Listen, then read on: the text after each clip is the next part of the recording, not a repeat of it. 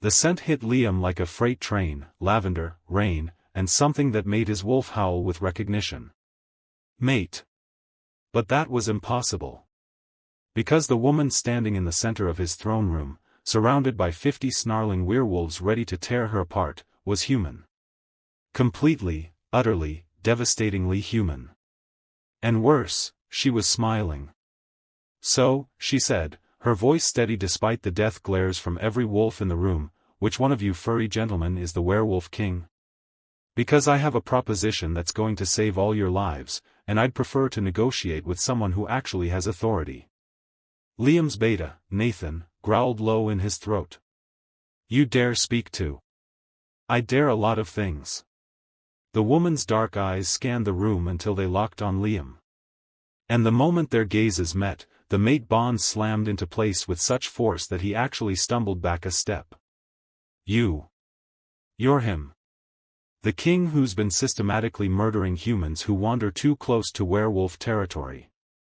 "I protect my pack," Liam said, his voice coming out rougher than intended. The bond was screaming at him, protect her, claim her, keep her safe, but his mind was screaming something else entirely: she's human, this is forbidden, this will destroy everything. By killing innocent hikers? Charming. She took a step forward, and 20 wolves shifted defensively. She didn't even flinch. "Here's the thing, Your Majesty. I'm Special Agent Emma Chen, FBI Supernatural Crimes Division." "Yes, that exists." "No, most humans don't know about it. And I'm here because in the past 6 months, 17 people have disappeared near your territory. The human government is 3 weeks away from sending military forces to investigate. So you can kill me like you've killed the others, or you can listen to my proposal and maybe, just maybe, prevent a war that will expose werewolves to the entire world." Silence. Absolute, crushing silence. Then Liam's wolf did something it had never done in 200 years of existence. It submitted. To a human. To his mate. And every werewolf in the room felt it through the pack bonds. "Clear the room," Liam said quietly. "Now." "Alpha, you can't possibly," Nathan started. "I said now." The command resonated with King's authority, and the wolves had no choice but to obey, filing out with backward glances that promised this wasn't over. When the throne room was empty except for the two of them, Emma's confident facade finally cracked. Her hands were shaking. "That was the stupidest thing I've ever done," she breathed. "Walking into a Werewolf King's castle alone. What was I thinking?" "You were thinking you could save lives." Liam moved closer, drawn by the bond he couldn't fight. "FBI Supernatural Crimes Division. That's real? Very real. Very classified. And very interested in why a werewolf king who's maintained peaceful coexistence for decades suddenly started leaving bodies in the woods." Her eyes met his again, and he saw the intelligence there, the courage, the absolute refusal to back down. "So here's my question, King Liam. Are you actually killing humans? Or is something else hunting in your territory, and you're taking the blame?" The question was so unexpected, so perceptive, that Liam found himself answering honestly. "Something else. Something that shouldn't exist. And if I don't stop it in the next 2 weeks, it won't just be 17 dead humans. It'll be thousands. Maybe millions. Then I guess we have a problem to solve together." Emma extended her hand. "Truce? At least until we figure out what's really hunting your territory?" Liam stared at her offered hand, knowing that the moment he touched her, the mate bond would solidify.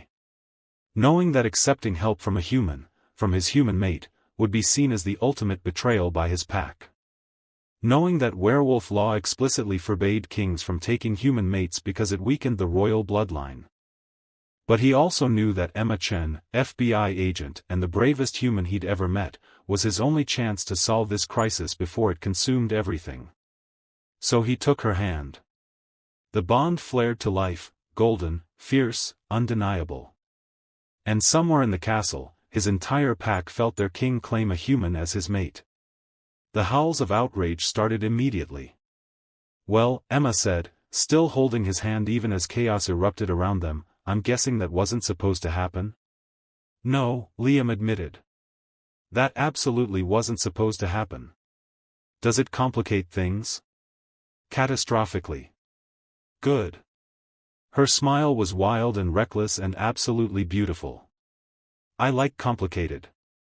Hey there, supernatural romance lovers.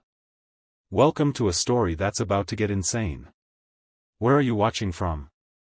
Drop your location in the comments. I love seeing my global pack of listeners.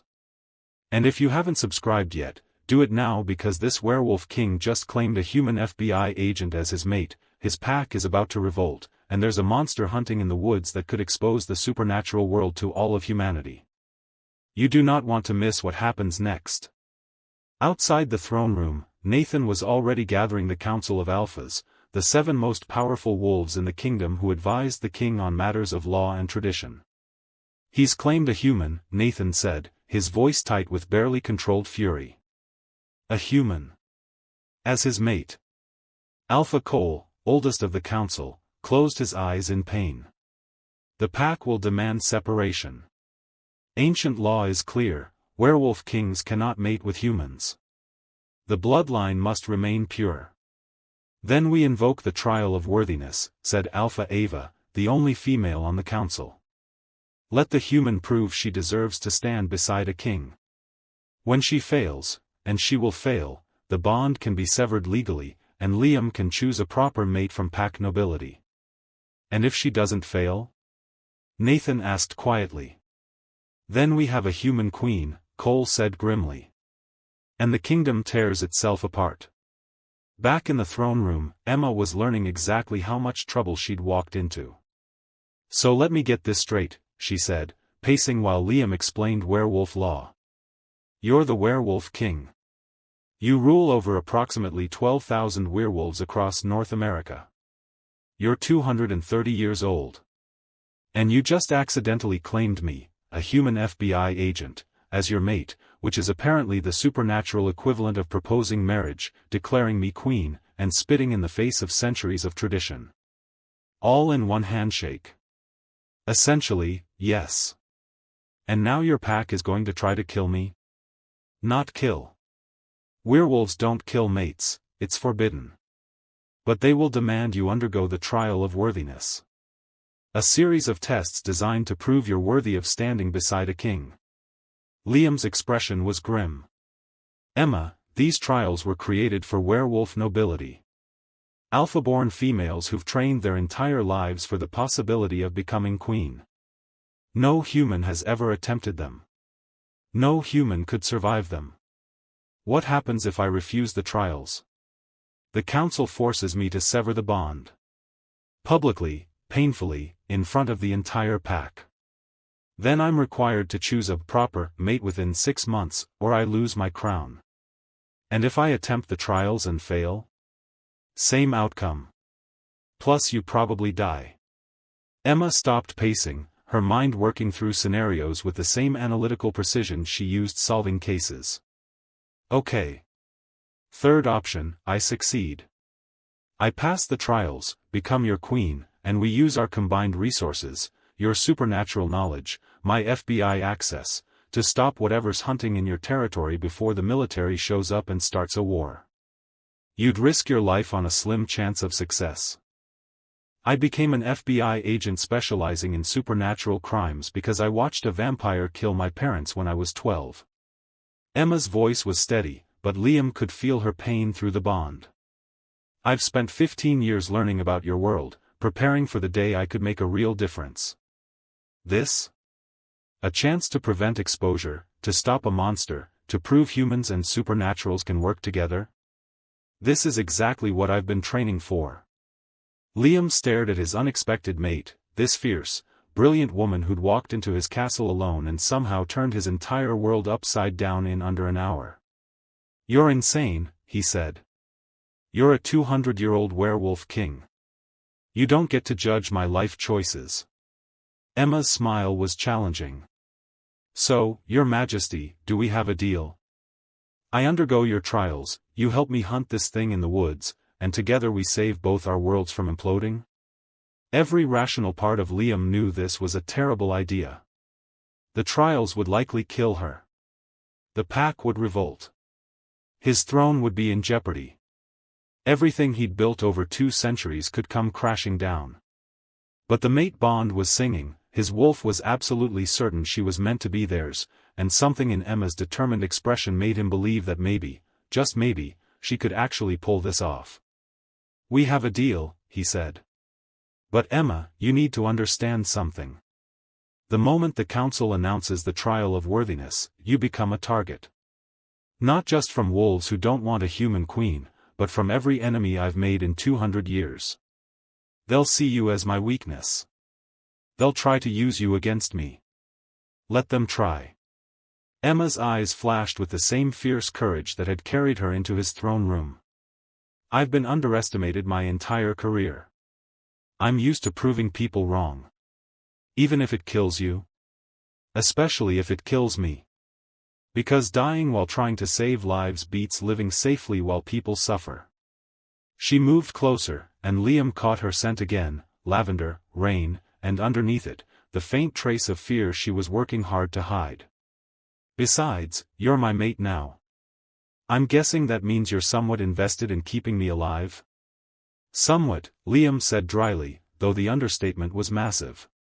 The mate bond made her safety his primary concern, overriding even his duty to the pack. It was dangerous, distracting, and absolutely terrifying. The throne room doors burst open. Nathan entered with the council of alphas behind him. "The council has convened," Nathan announced formally.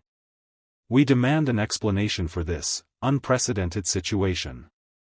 "I've claimed my mate," Liam said simply. "As is my right as king." "A human mate," Cole said, his voice heavy with disappointment. "You know the law, Liam. You helped write it. Werewolf kings cannot take human mates." "The bloodline." "The bloodline is my concern," Liam interrupted. "Not yours. It becomes our concern when your choices threaten pack stability." Ava stepped forward, her expression calculating. "However, the law does provide one exception. If the human mate can pass the trial of worthiness, proving herself capable of standing beside a king, the bond is considered valid regardless of species." Emma moved to stand beside Liam, her shoulders squared. "Then I request the trial of worthiness. Officially."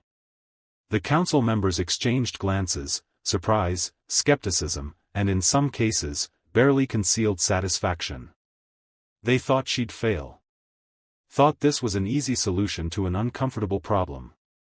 "Very well," Cole said. "The trial of worthiness will commence in 3 days. You will face 3 challenges: trial of strength, trial of wisdom, and trial of heart. Pass all 3, and you will be recognized as Queen of the North American Werewolf Kingdom. Fail even one, and the bond will be severed. Understood?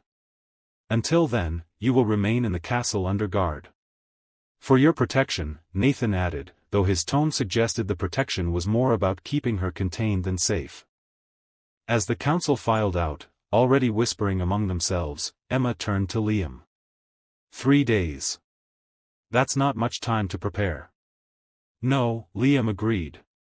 "But it's what we have." He gestured toward the door. "Come. I'll show you to your quarters. We have a lot to discuss about the trials, about what's hunting in my territory, and about how a human FBI agent ended up being the mate of a werewolf king." "That last one I can answer," Emma said, following him through corridors lined with centuries of werewolf history. "I have absolutely no idea. I didn't even believe in mates until about 20 minutes ago." "Neither did I," Liam admitted. "I've lived 200 years without finding mine. I'd assumed I didn't have one. And then you walked into my throne room, demanded to speak with authority, and my entire world shifted. Romantic. Catastrophic. Those aren't mutually exclusive." Emma stopped walking, forcing Liam to turn and face her. "Look, I know this is complicated.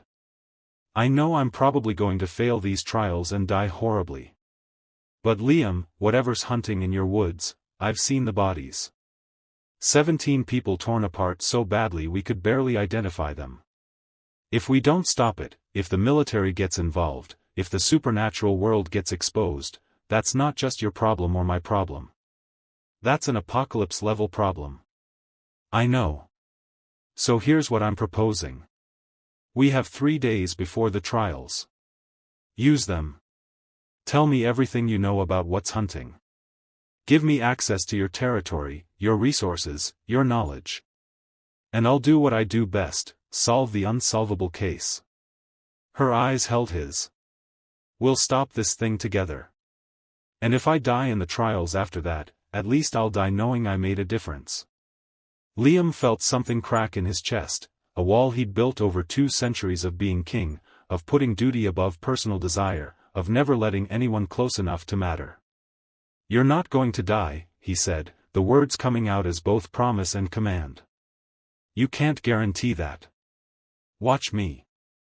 And as they stood in the corridor of an ancient castle, as pack members whispered rebellion and enemies circled closer, as an unknown monster hunted in the woods and a forbidden bond burned between them, 2 impossible people made an impossible choice. To fight together. To trust each other. And to prove that sometimes, the most forbidden love is exactly the love that saves everything. Emma's quarters were more luxurious than any hotel she'd ever stayed in, and she'd once gone undercover in a 5-star resort hunting a wealthy vampire cult. Floor-to-ceiling windows overlooked mountain ranges that stretched for miles. A 4-poster bed carved from what looked like ancient oak dominated the room. And the bathroom had a tub large enough to swim in. "This is where you put prisoners?" she asked, running her hand along the silk bedding. "You're not a prisoner," Liam said from the doorway. "You're my mate. This is the Queen's suite. The Queen who might be dead in 3 days." Optimism. I like it. But his expression was serious. "Emma, I need to know what you've learned about the murders. Everything the FBI has." She pulled out her phone, then hesitated. "This is classified information. Sharing it with a supernatural being technically violates about 15 federal laws. And claiming a human as my mate violates about 300 werewolf laws. We're both breaking rules today." Liam moved into the room, keeping a respectful distance despite the mate bond pulling them together. "Show me what you have." Emma pulled up crime scene photos, and even Liam, who'd seen 2 centuries of violence, felt his stomach turn. 17 victims over 6 months, Emma said, her voice shifting into professional mode. All hikers, all experienced outdoors people who knew to avoid werewolf territory markers. The attacks happen at night, always within 5 miles of your border. The bodies are. She paused, choosing words carefully. Methodically destroyed. Not eaten, destroyed. Like something was trying to send a message. Liam studied the photos, his wolf senses picking up details human investigators would miss. The claw marks are wrong. Too deep, too wide. No werewolf has claws like this. That's what I thought. But the media is calling them werewolf attacks. Public pressure is building. My superiors give me 2 more weeks to solve this quietly, or they send in tactical teams with silver bullets and authorization to shoot first, ask questions later. Which would trigger pack defensive responses, leading to actual werewolf-human combat, confirming every fear humans have about us. Liam's jaw clenched. Exposing the supernatural world and starting a war neither side can win. Exactly. Emma swiped to another photo, this one showing strange symbols carved into a tree near one of the bodies. "We found these at 3 different sites.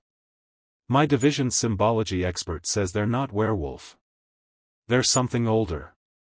Something that predates modern supernatural classifications." Liam leaned closer, and his eyes widened.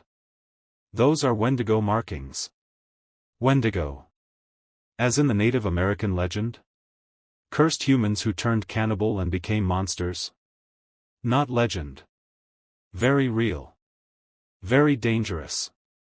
And supposedly extinct for the past 100 years. Liam's mind was racing. Wendigos are created when humans consume werewolf flesh during a full moon. The transformation turns them into something neither human nor wolf, a creature of pure hunger that can never be satisfied. They're intelligent, incredibly strong, and completely insane. How do you kill one? You don't. Not easily. Silver doesn't work. Normal weapons don't work. Fire can slow them down, but they regenerate. Liam's expression was grim. The only reliable way is to destroy the heart and burn the body to ash. But getting close enough to do that usually means casualties. Lots of them. Emma's phone buzzed with a text. She glanced at it and her face went pale. What? Liam asked. Another body. Found an hour ago. Same MO, but this time. She showed him the message. This time it's a werewolf. One of your pack members. The pack house erupted into chaos when news spread. Liam stood before his assembled pack, hundreds of werewolves in various states of anger, grief, and fear, and tried to maintain order. Caleb was 23 years old, he said, his voice carrying across the massive hall. He was a good wolf, loyal to his pack, training to become an enforcer. And something murdered him 3 miles from this house. A Wendigo, Nathan said, having been briefed. The king believes a Wendigo is hunting in our territory. Murmurs rippled through the crowd. Wendigos were nightmare stories told to young wolves, cautionary tales about the price of breaking the most sacred law, never consume another shifter's flesh. But Wendigos are extinct, Cole protested. The last confirmed sighting was 1924.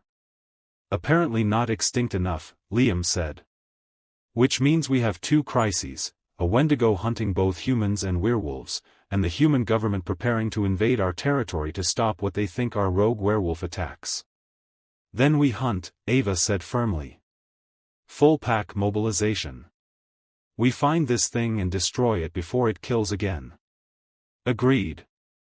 But we do it carefully. No one hunts alone. Groups of 5 minimum, experienced fighters only. Liam's eyes scanned the crowd. And we coordinate with Special Agent Chen. She has resources, intelligence, and government authority that can help us. The temperature in the room dropped 10 degrees. You want us to work with the human? An alpha named Zach demanded. The same human you claimed as made in violation of every law we have? I want us to survive, Liam said coldly.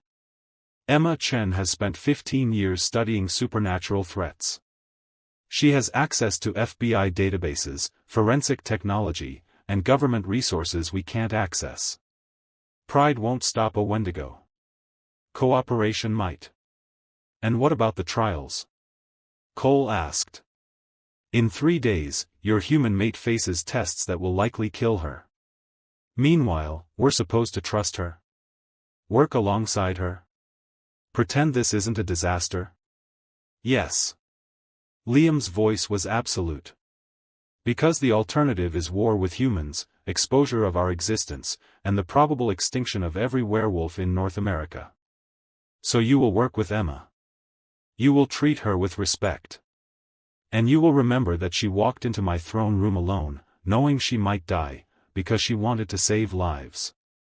That takes courage most of you couldn't match. Silence.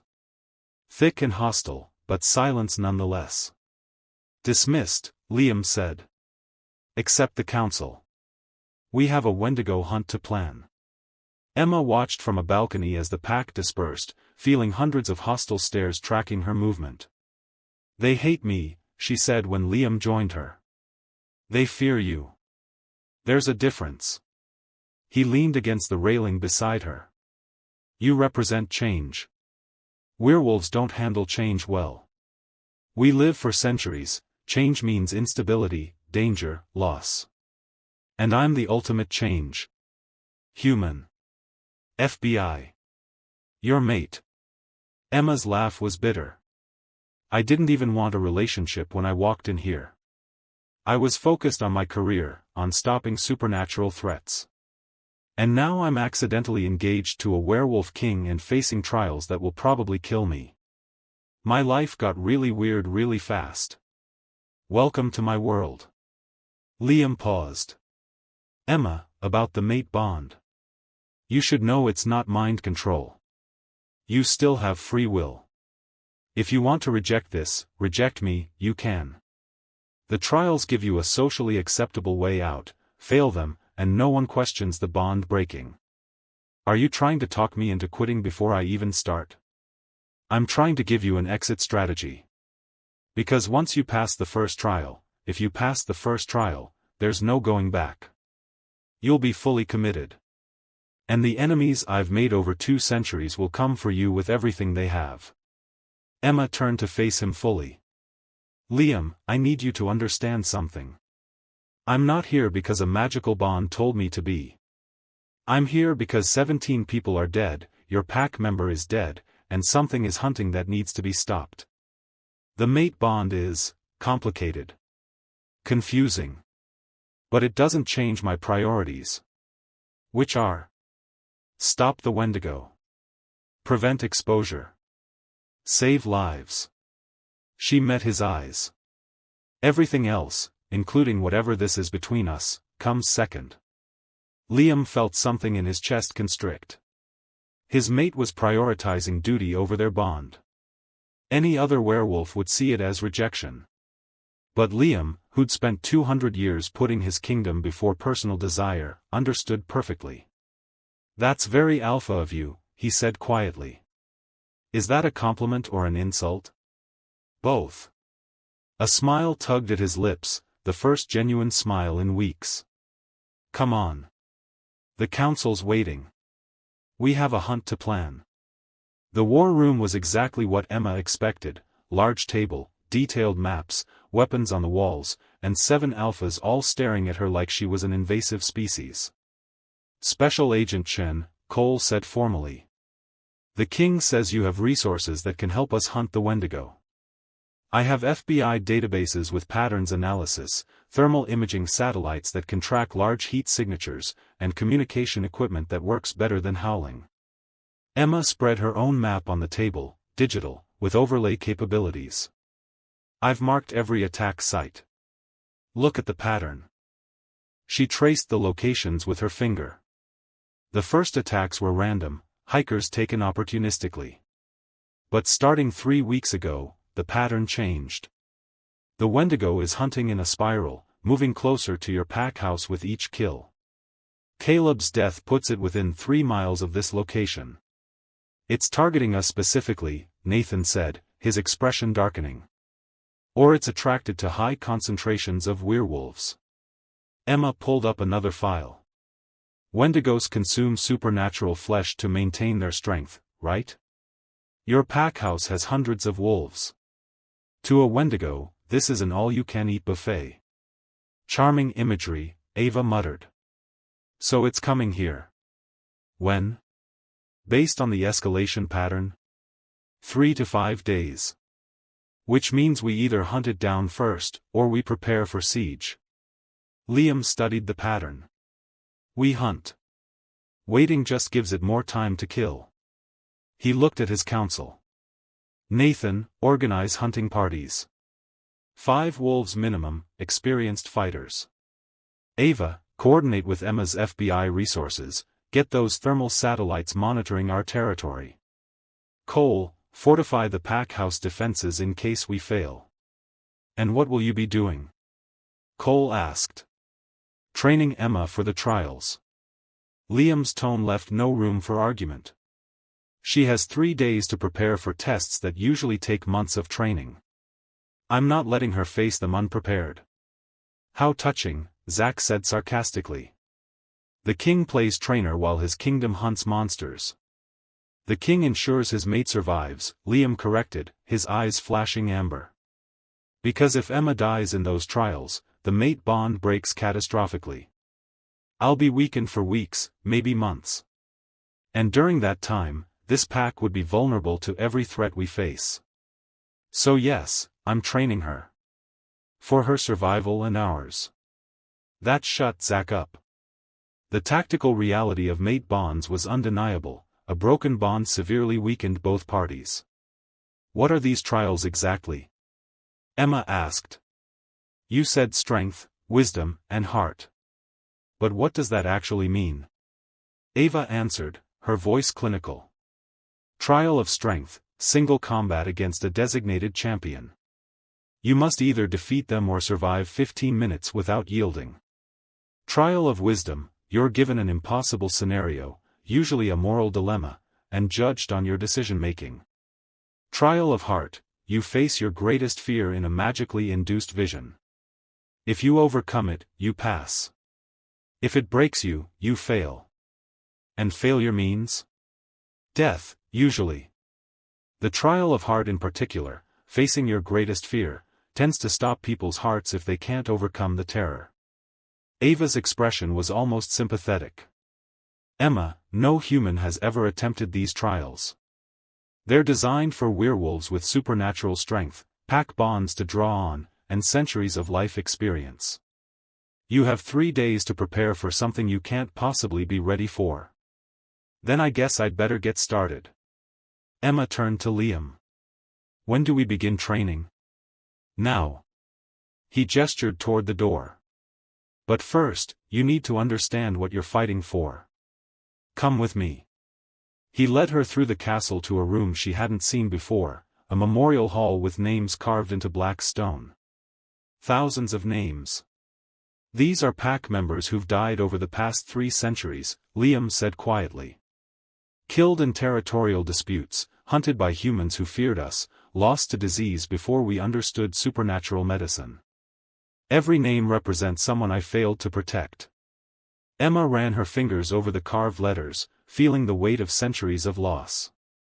I became king at 30, Liam continued. Young for a werewolf, young for leadership. I inherited a fractured kingdom, packs fighting each other, humans hunting us with increasing sophistication. And I made a choice, would unite the packs, establish peace, protect my people at any cost. His eyes found hers. For 200 years, I've succeeded. Built alliances, prevented wars, kept my wolves safe. And now, because I claimed a human mate, all of that is at risk. You're saying I'm a threat to everything you've built. I'm saying you're the most important and most dangerous thing that's ever happened to me. Liam moved closer. The mate bond isn't just attraction, Emma. It's a fundamental rewriting of priorities. My wolf doesn't care about politics or tradition or even pack safety anymore. It only cares about you. And that makes me vulnerable in ways a king cannot afford to be. So what do? We make you strong enough that my enemies can't use you against me. Strong enough to stand beside a king. Strong enough to survive what's coming. His hand touched her face gently. And we do it in 3 days, which is impossible, but we're going to try anyway. Emma felt the mate bond humming between them, warm, insistent, demanding acknowledgement. But she also felt something else, respect. Liam wasn't trying to protect her from danger. He was preparing her to face it. Okay, she said. Teach me how to survive. The training started at dawn. Liam took Emma to the pack's combat arena, a massive outdoor space where young wolves learned to fight. But there were no young wolves today. Just Emma, Liam, and Nathan, who'd volunteered to help despite his obvious skepticism. Trial of strength first, Liam said. Show me what you can do. Emma had FBI combat training, hand-to-hand, weapons proficiency, tactical scenarios. But fighting a werewolf was different. Nathan moved like water, his supernatural speed and strength making her training feel inadequate. She lasted 30 seconds before he had her pinned. Again, Liam said. She lasted 45 seconds. Again. 1 minute. Again. By noon, Emma was bruised, bleeding from a dozen minor cuts, and lasting almost 3 minutes against Nathan's attacks. She's learning, Nathan admitted grudgingly. Fast, actually. Most humans would have given up after the first pin. Most humans aren't FBI agents trained to hunt supernatural threats, Liam said. Break for lunch. We resume in an hour. Emma collapsed on a bench, every muscle screaming. 3 minutes. The trial requires 15 minutes of survival. I'm nowhere close. You're improving exponentially. By tomorrow, you'll last 5 minutes. The day after, 10. Liam handed her water. But we need to discuss strategy. You can't beat a werewolf champion in straight combat. So you'll need to use everything else: environment, psychology, unpredictability. Basically cheat. Basically survive. His smile was grim. There are no rules in the trial of strength except, don't yield, don't die. Everything else is fair game. Who's the champion I'll face? Liam and Nathan exchanged glances. The council hasn't announced it yet, Nathan said. But tradition says it should be someone of equivalent rank to the king. Which means another alpha. Any of the 7 council alphas could volunteer, Liam added. And most of them would love an excuse to prove a human can't stand beside me. So I'm fighting someone who actively wants me to fail. Welcome to werewolf politics. Emma laughed despite her exhaustion. This is insane. 3 days ago, I was filing paperwork about vampire tax fraud. Now I'm training to fight werewolf champions and hunt wendigos. How is this my life?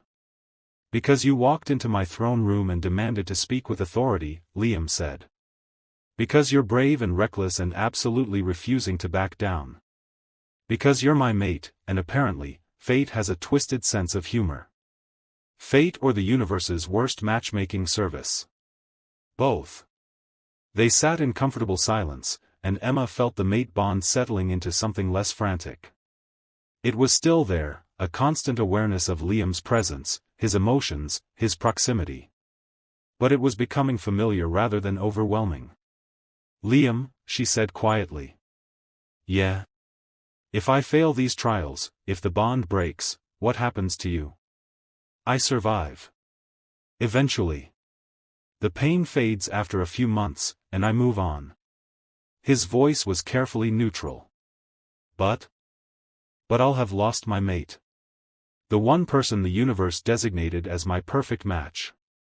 And in 200 years, I never found another. So if you fail, if you die, I'll spend the next century or two knowing exactly what I lost. He looked at her. So please don't fail. No pressure. All the pressure. But his smile was gentle. Come on. Lunch, then we work on trial of wisdom scenarios. Because if fighting doesn't kill you, the impossible moral dilemmas definitely will. As Emma stood, every muscle protesting, she realized something that both terrified and thrilled her: she wasn't doing this just to prevent exposure anymore. She was doing it because somewhere in the past 24 hours, she'd started to care about the stubborn werewolf king who was training her to survive. And caring, in a world of impossible trials and deadly enemies, was the most dangerous thing she could do. The Wendigo struck again at midnight. Emma was in the war room reviewing thermal satellite data when the alarm sounded, a haunting howl that made every wolf in the castle shift defensively. Liam burst through the door, already half transformed. North perimeter. 3 wolves down. His voice was barely human. It's here. They ran together, Emma struggling to keep pace with Liam's supernatural speed. The north courtyard was chaos, wolves in various states of transformation, blood on the ground, and a scent that made Emma's FBI training kick into overdrive. Death. Fresh death. And something else. Something that smelled like rot and hunger and madness. 2 wolves lay motionless. A third, a young female named Lily, was being treated by Mara, the pack healer.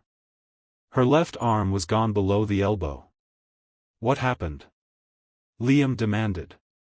It came over the wall, Lily gasped through her pain. So fast. Adam tried to stop it, and it tore him apart. Zane tried to help, and She couldn't finish, tears streaming down her face. Emma knelt beside the bodies, her FBI training overriding her horror. Adam and Zane, two young wolves who'd been guarding the perimeter. Both dead within seconds. Claw marks matched the pattern from the human victims, she said, photographing the wounds with her phone. But there's something else. Look at the spacing, the wounds are from something with 6-inch claws and a reach of almost 8 feet. That's not a normal Wendigo. There's nothing normal about any of this, Nathan snarled, his eyes blazing amber with rage and grief. This thing attacked us in our own home. Liam's face was stone. Emma, can your satellites track it? She was already pulling up her laptop, connecting to the FBI's thermal imaging system. Give me 30 seconds, there. Large heat signature moving northeast, approximately 2 miles out and traveling fast. She looked up. It's heading toward the human hiking trails. If it reaches populated areas, we hunt. Now. Liam turned to Nathan. Gather 20 of our best fighters. Emma, you're staying here where? No. Emma stood, her expression set. I'm FBI. This is literally my job. And I have equipment that can track this thing in ways your wolves can't. You'll slow us down. Then I'll keep up. She pulled out her service weapon, modified with silver bullets and blessed rounds. I've been hunting supernatural threats for 15 years, Liam. Don't sideline me now. They stared at each other, the mate bond crackling with tension. Liam's instinct was to protect her, keep her safe, lock her in a tower if necessary. But Emma's eyes held absolute determination. Fine, he said finally. But you stay in the center of the formation. Anyone guarding you dies protecting you. Understood? Understood. 20 wolves and 1 human FBI agent moved through the forest like shadows. Emma had never experienced werewolf pack hunting before. It was beautiful and terrifying, absolute coordination, silent communication through bonds she couldn't feel, movement so synchronized it seemed choreographed. And she was the weak link. The human struggling to keep pace, making noise despite her best efforts, relying on technology while they relied on instinct. Thermal shows the signature stopped moving, she whispered, checking her laptop. Half a mile ahead, in a ravine. Nathan, in wolf form, growled low. The pack slowed, approaching with predatory caution. The ravine was dark, the trees overhead blocking moonlight. Emma's FBI training screamed trap, but the thermal imaging was clear, large heat signature, stationary, right in the center of the depression. Liam shifted to human form.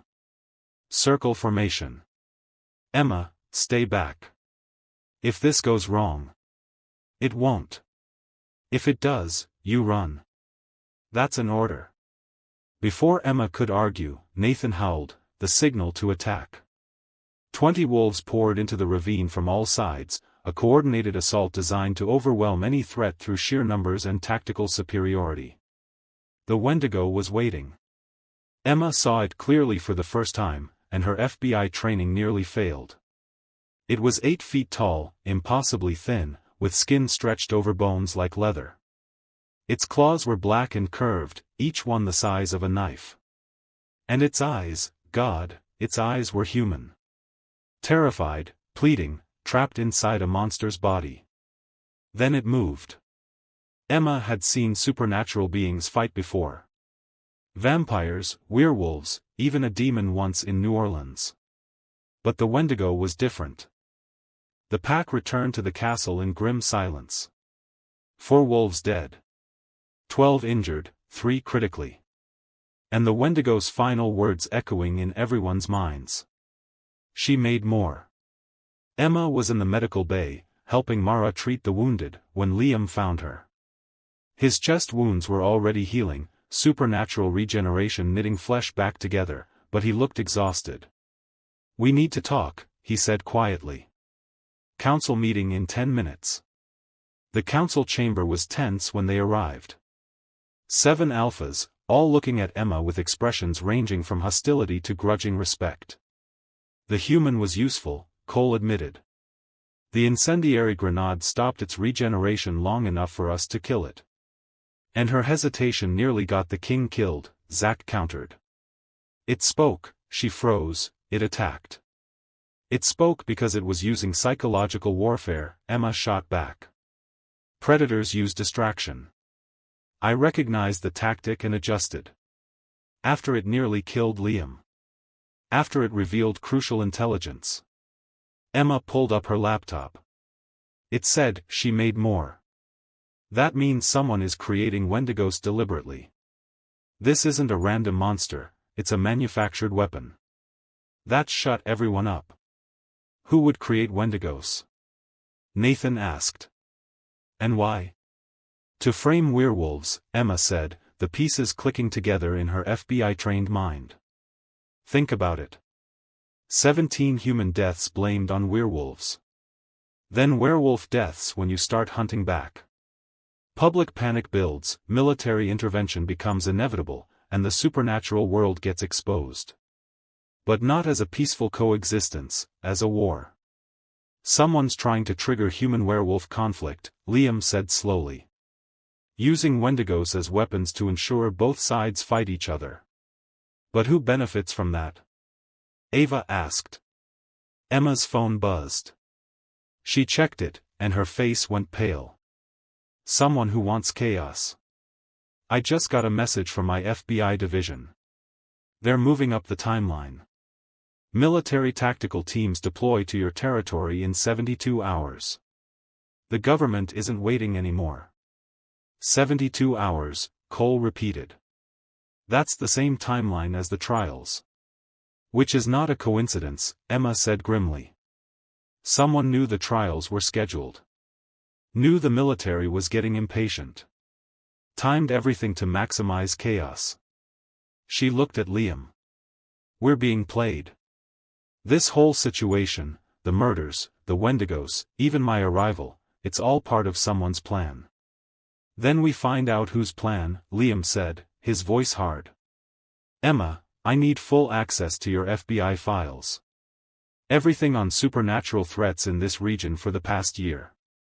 That's classified. I don't care. We have 3 days before the trials and before the military invades. If someone's orchestrating this, we need to know who before everything falls apart. Emma hesitated only a moment before nodding. Okay. I'll send you everything. But Liam, if this is a coordinated attack, we need to consider the possibility that someone in your pack is compromised. The council erupted in angry denials, but Liam held up his hand for silence. She's right. Someone knew our security patterns well enough to create Wendigos that could breach our defenses. Someone knew the trial timing, knew when the military would move. His eyes scanned the council. We have a traitor. And we need to find them before they do more damage. Midnight found Emma alone in her quarters, combing through FBI files and looking for patterns. The knock on her door was soft but insistent. She opened it to find Liam, looking haggard and worried. Can't sleep either, he asked. Too much adrenaline. Too many questions. She stepped aside to let him in. I've been analyzing every supernatural incident in a 300-mile radius for the past 18 months. There's a pattern, but it's subtle. Small things, pack disputes that escalated unusually fast, vampire-werewolf tensions that shouldn't have existed, territorial violations that seem designed to provoke response. Someone's been destabilizing the region. For over a year. Building toward something big. I'm not trying to sell you anything. I'm trying to be honest about what you're choosing. His expression was pained. I would never ask you to give up who you are. But if you pass these trials, that's the reality. You can't be FBI Special Agent Emma Chen and Werewolf Queen. You'd have to choose. Emma pulled back, needing space to think. Her entire identity was wrapped up in her FBI career, 15 years of hunting monsters, solving impossible cases, making a difference. Could she really walk away from that? I don't know if I can, she admitted. The FBI is who I am. It's how I honor my parents' memory, how I make their deaths mean something. I understand. And he did, she could feel it through the bond. His acceptance, his respect for her choice, even if it meant losing her. Emma, whatever you decide, I'll support it. If you want to fail the trials deliberately, walk away from this whole mess, I'll make sure you're protected until the Wendigo threat is resolved. You'd let me go? Even with the mate bond? I'd let you choose your own path. Because that's what love means, wanting someone's happiness even when it costs you yours. Liam moved toward the door. Get some rest. Tomorrow's training will be harder. And whatever you decide about the trials, about us, about your future, make sure it's what you want. Not what the bond wants. Not what I want. What you want. He left before she could respond, and Emma stood alone in her luxurious quarters, feeling the weight of impossible choices pressing down on her. Outside, somewhere in the darkness, the true enemy watched and smiled. Everything was proceeding exactly as planned. The king was distracted by his mate. The pack was divided. The military was coming. And in 3 days, during the trials, when everyone's attention was focused on a human trying to prove herself worthy, the final trap would spring. The werewolf kingdom would fall. And no one would see it coming until it was far too late. Day 2 of training began with Emma lasting 11 minutes against Nathan. The entire pack watched from the arena stands, their expressions ranging from amazement to resentment. A human, barely trained, holding her own against one of their best fighters. She's using the environment, Ava observed from beside Liam. Forcing Nathan into tight spaces where his size works against him. Smart. She's FBI. Tactics are her specialty. But Liam's pride was evident in his voice. 4 more minutes and she meets the trial requirement. Nathan finally pinned Emma at the 12-minute mark, both of them breathing hard. You're getting better, the beta admitted grudgingly. Annoying, but better. I'll take that as a compliment. Emma accepted Liam's hand up. Again? Break first. The council is ready with your wisdom scenarios. The trial of wisdom took place in a small chamber where the 7 council alphas waited with expressions of grim anticipation. The trial is simple, Cole explained.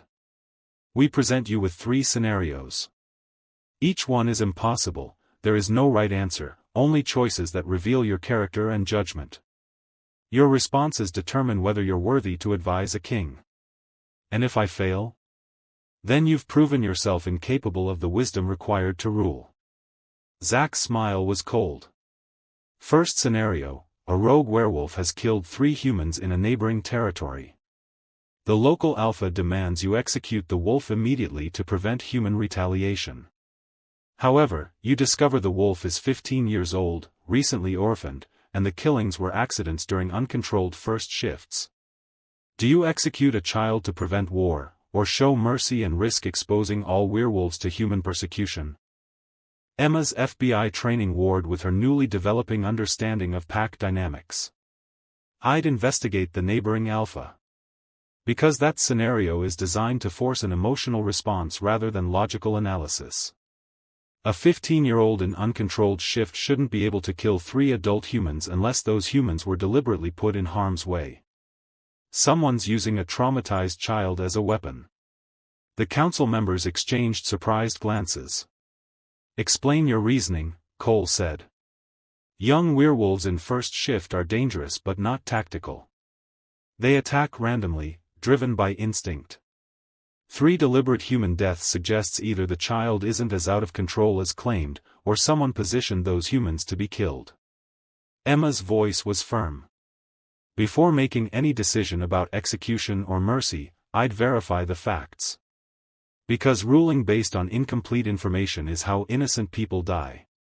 And if investigation proves the child is genuinely responsible? Then I'd offer rehabilitation with strict supervision. Execution should be last resort, not first response. Especially for juveniles who can still learn control. Emma met each alpha's gaze. But I'd also make it clear to the neighboring alpha that using children as political pawns results in immediate consequences. Because that kind of manipulation suggests someone trying to destabilize pack relations. Ava made a note. Second scenario, you discover your mate, the king, has been keeping a secret from you for months. This secret could destroy pack unity if revealed, but hiding it violates the trust between mates. Do you expose the truth and risk civil war, or protect your mate and become complicit in deception? This one was clearly aimed at her relationship with Liam. Emma took a breath. I'd talk to my mate privately. Find out why the secret was kept, what the stakes are, and whether there's a way to address the underlying issue without the secret itself becoming the problem. She paused. But here's the thing, if I'm queen, my job isn't to blindly support my mate. It's to protect the kingdom. So if the secret genuinely threatens pack stability, it needs to be addressed regardless of personal cost. Trust between mates is important, but it doesn't supersede responsibility to the people we're supposed to protect. Even if it costs you your mate? Nathan asked quietly. Even then. Emma's voice was steady despite the pain the thought caused. Because if I'm not willing to make hard choices, I have no business being queen. Through the mate bond, she felt Liam's reaction, surprise, respect, and something that felt achingly like love. Final scenario, Zack said, his expression unreadable. The military invades werewolf territory with orders to exterminate all supernatural threats. They have superior numbers, better weapons, and government backing. You can either evacuate the pack and abandon your ancestral lands, potentially saving lives but losing your kingdom forever. Or you can fight, knowing casualties will be catastrophic on both sides and likely result in exposure of the supernatural world. What do you choose? Emma was quiet for a long moment. This wasn't just hypothetical, it was their current reality. In less than 3 days, this exact scenario could play out. I'd choose option 3, she said finally. There is no option 3. There's always an option 3. You just have to be willing to see it. Emma pulled out her FBI credentials. I negotiate. Use my government connections, my FBI authority, my knowledge of how human bureaucracy works. Find the people giving the orders and convince them there's a better way. Because wars start when communication fails. And I'm very good at communication. And if negotiation fails? Then I fight. But not the way they expect. Emma's mind was racing, FBI tactics combining with newfound pack knowledge. Guerrilla warfare. Hit and run. Make occupation so costly that withdrawal becomes preferable to continued engagement. Humans have superior weapons, but werewolves have superior speed, senses, and knowledge of the terrain. Use those advantages. That's because they're not on my council. They're regional leaders who report to council members. Liam pulled up a different map. But one of them, Alpha Roman, has been pushing for increased autonomy. Wants the regional alphas to have more power, less oversight from the crown. Sounds like someone who might benefit from destabilizing your rule. Or someone who legitimately believes in decentralization. Liam rubbed his eyes tiredly. This is the problem with being king. Everyone has agendas. Half of them are trying to help, the other half are trying to gain advantage. And I can't tell which is which until it's too late. Emma moved behind his chair, her hands settling on his shoulders. The mate bond hummed with approval as she began massaging the tension from his muscles. When did you last sleep? She asked. 36 hours ago. Liam, you're no good to anyone exhausted. The trials are tomorrow. You need rest. I need answers. If I don't identify the traitor before the trials, they'll use that moment of vulnerability to strike. While everyone's focused on you fighting for your life, they'll execute whatever plan they've been building toward. Then we prepare for that. Set up contingencies, have loyal wolves ready to respond, expect the attack and plan accordingly. Emma's hands moved to his neck, working out knots of stress. But right now, you need 4 hours of sleep minimum. Otherwise, you'll miss something crucial because your brain is too fried to process information. I can't. Yes, you can. Because I'm not just your mate, I'm FBI. And part of my job is recognizing when my partner is compromised by exhaustion. She pulled him to his feet. 4 hours. I'll keep working on the intelligence, and if I find anything critical, I'll wake you. Liam wanted to argue, but the bond was flooding him with Emma's concern, her care, her absolute certainty that she could handle this. And the truth was, he was exhausted. 4 hours, he conceded. But Emma, be careful. If the traitor realizes we're close to identifying them. I've hunted serial killers, terrorist cells, and vampire covens. I can handle one ambitious werewolf. Her smile was confident. Now sleep. That's an order from your future queen. You haven't passed the trials yet. Details. After Liam left, Emma dove into the intelligence with renewed focus. She'd spent 15 years analyzing criminal patterns, identifying connections others missed. This was just another case, albeit one where the stakes were a kingdom instead of a city. 3 hours later, she found it. Financial records showing large transfers from an offshore account to several pack businesses. The money was clean, laundered through legitimate channels, but the timing was suspicious, payments made 2 weeks before each major incident. She traced the account backwards through shell corporations and proxy owners until she hit a name that made her blood run cold. Cassandra Monroe. Former werewolf queen. Liam's ex-mate from 150 years ago. Emma grabbed her phone, pulling up FBI databases. Cassandra Monroe, officially deceased, killed in a pack war in 1891. But if the financial records were accurate, she was very much alive and funding operations designed to destabilize Liam's rule. Emma. She spun to find Nathan in the doorway, his expression unreadable. Working late? He asked. Following a lead. Nathan, do you know anything about Cassandra Monroe? The beta's face went carefully blank. That's ancient history. Why? Because ancient history is funding current terrorism. Emma showed him the financial data. Someone's been paying for the Wendigo attacks, paying for the military pressure, paying for everything. And the money traces back to an account linked to Cassandra. That's impossible. Cassandra is dead. Is she? Or did Liam just believe she was dead because that's what someone wanted him to believe? Emma's mind was racing.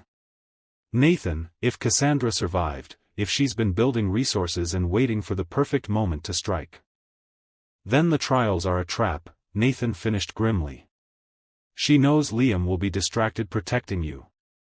Knows the pack will be divided over a human mate. Knows it's the perfect moment to make her move. We need to tell Liam. Agreed. But Emma, if Cassandra is alive, if she's really behind this. Nathan's expression was troubled. She was Liam's mate for 50 years. She knows him better than anyone. Knows his weaknesses, his fears, his blind spots. And she's had over a century to plan her revenge. Revenge for what? For choosing duty over love. For executing her brother when pack law demanded it. For being the king who couldn't save her when enemies came calling. Nathan moved to the window. Cassandra didn't die in battle, Emma. She was captured by enemies, tortured for weeks, and Liam couldn't rescue her because doing so would have meant abandoning the pack to attack. By the time he was free to mount a rescue, the report said she was already dead. But she wasn't. Apparently not. Nathan's voice was heavy. Which means she spent 150 years hating the mate who chose his crown over her life. And now she's back to take everything from him, his throne, his pack, and you. Emma felt the mate bond constrict with cold dread. She's going to attack during the trials. Guaranteed.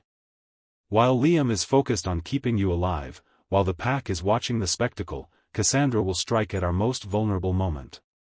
Nathan pulled out his phone. I'm calling an emergency council meeting.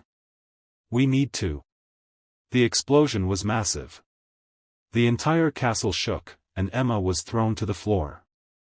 Alarms blared, wolves howled in panic, and through the windows, she saw flames erupting from the north wing. Nathan was already moving, shifting mid-stride into his massive beta wolf form. But he paused long enough to look back at Emma. Find Liam. Protect him. Because if Cassandra's making her move now, he's the primary target. Then he was gone, racing toward the fire. Emma grabbed her weapon and ran toward Liam's quarters.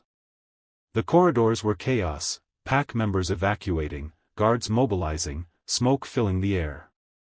She burst into Liam's room to find it empty. No, no, no. The mate Bond was screaming danger, pulling her toward the throne room. She followed it, running faster than she'd ever run in her life. The throne room doors were open. Inside, Liam stood facing a woman Emma recognized from century-old portraits. Cassandra Monroe. Beautiful, dangerous, and absolutely radiating hatred. "Hello, my love," Cassandra purred. "Did you miss me?" "You're dead," Liam said, his voice carefully controlled despite the shock coursing through him. "I got better." Cassandra moved with predatory grace, circling him. "Surprised?" "I spent weeks in that dungeon, screaming for you to save me. And you never came. Do you know what that does to a mate bond? The realization that your supposed soulmate values his crown more than your life? I tried to save you." The intelligence said. "The intelligence was false. Planted by my captors to ensure you'd abandon the rescue." Her smile was bitter. "By the time you realized the truth, they'd already broken me. Tortured me. Experimented on me with magic that should have killed me but didn't.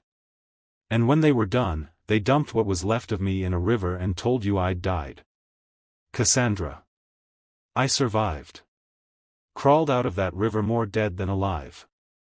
Spent decades recovering, learning magic to sustain myself, building resources."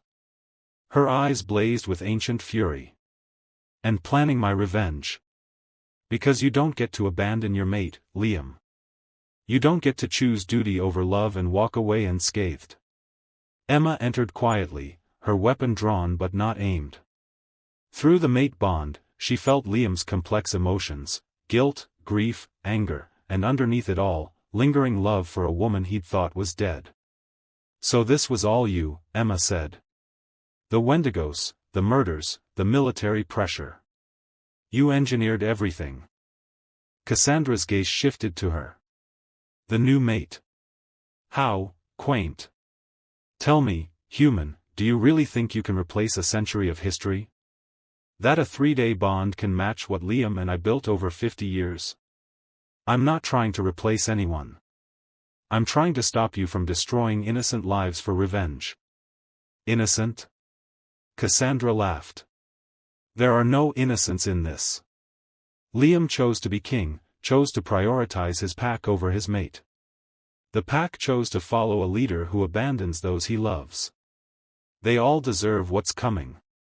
"Which is?" Liam asked. "Exposure. War. The complete destruction of werewolf society as you know it." Cassandra's smile was vicious. "In 30 minutes, the explosions I've set throughout this castle will detonate.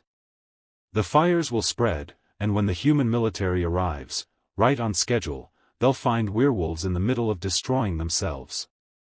They'll have all the justification they need to declare open season on supernatural threats. You'll kill your own kind to get revenge on me?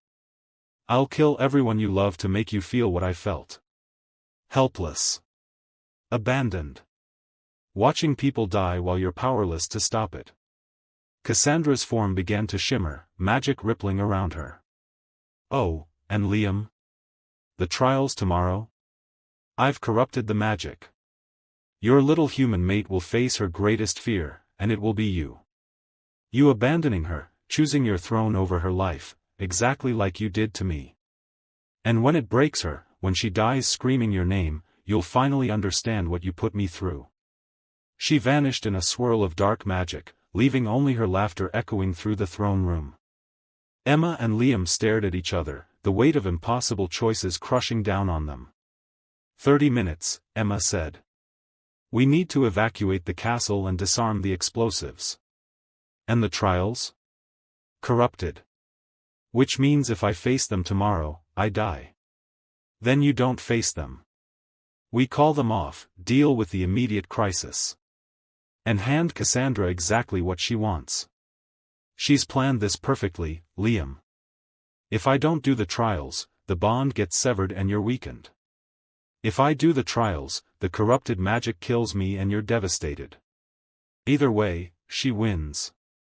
Through the mate bond, Emma felt Liam's anguish.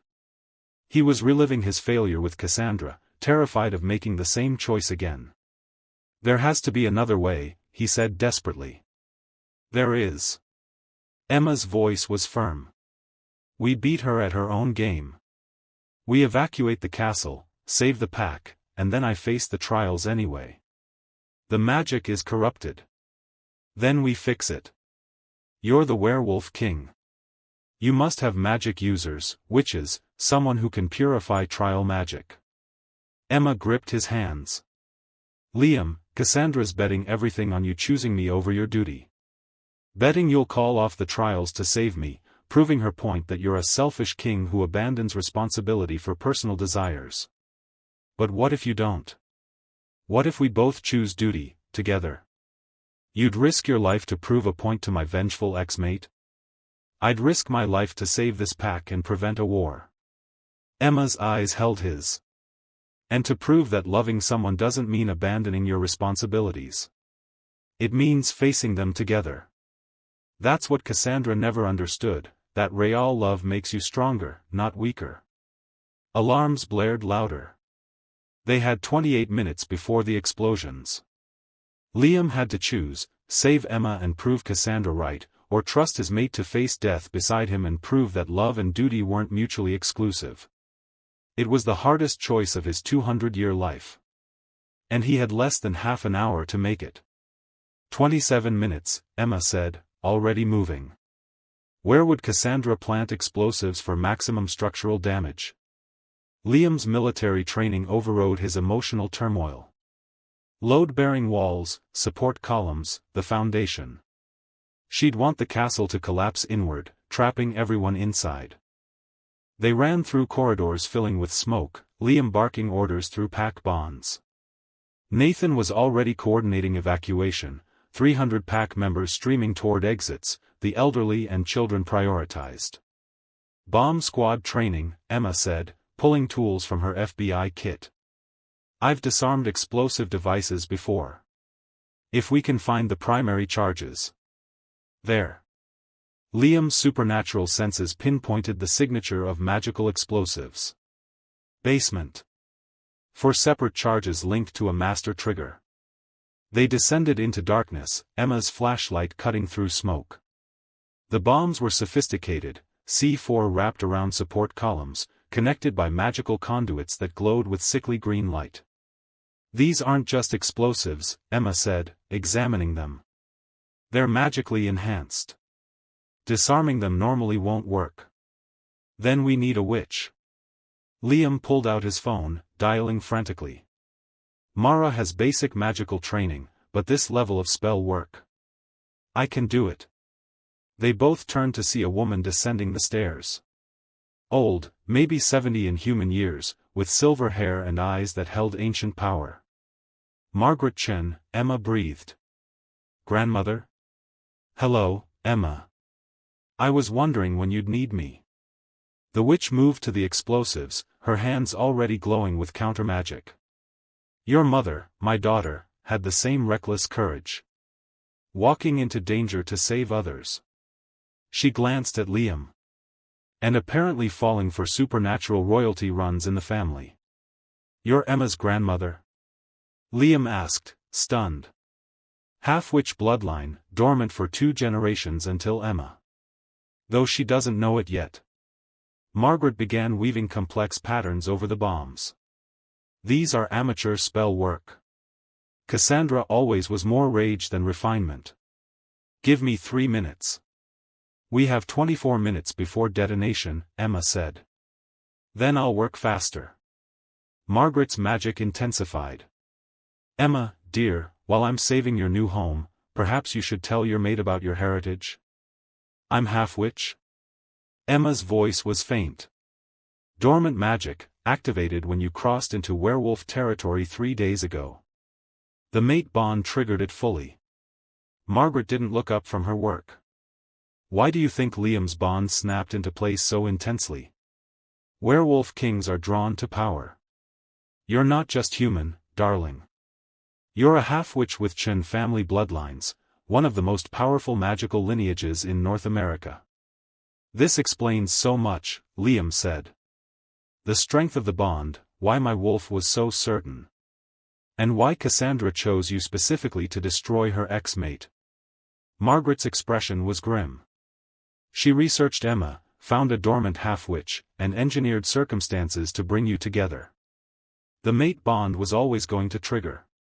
She just made sure it happened at the worst possible moment. So I really am a weapon, Emma said bitterly. You're a catalyst. There's a difference. The first bomb's magic flickered and died. 1 down, 3 to go. Emma, listen carefully. The trial magic Cassandra corrupted? I can cleanse it, but not from here. You'll need to face the trials and trust me to counter her sabotage in real time. That's suicide. That's faith. Margaret moved to the second bomb. Your mother trusted me when she faced down that vampire nest. She knew I had her back, even when things looked impossible. I'm asking you to do the same.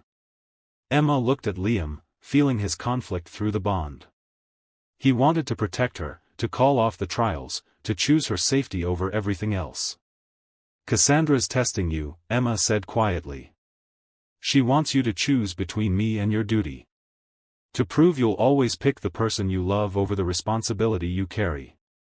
That you haven't changed since you failed to rescue her. I didn't fail her. The intelligence was manipulated. I know. But Liam, she's not wrong about the choice. You did choose your throne over her rescue. You prioritized the pack over your mate. Emma's voice was gentle but firm. And you were right to do it. A king can't abandon hundreds of wolves to save one person, even if that person is their mate. That's what leadership means. That's what being king costs. So you're saying I should let you face corrupted trials that could kill you? I'm saying you should trust me to face them. Trust that I'm strong enough. Trust that Margaret can counter the sabotage.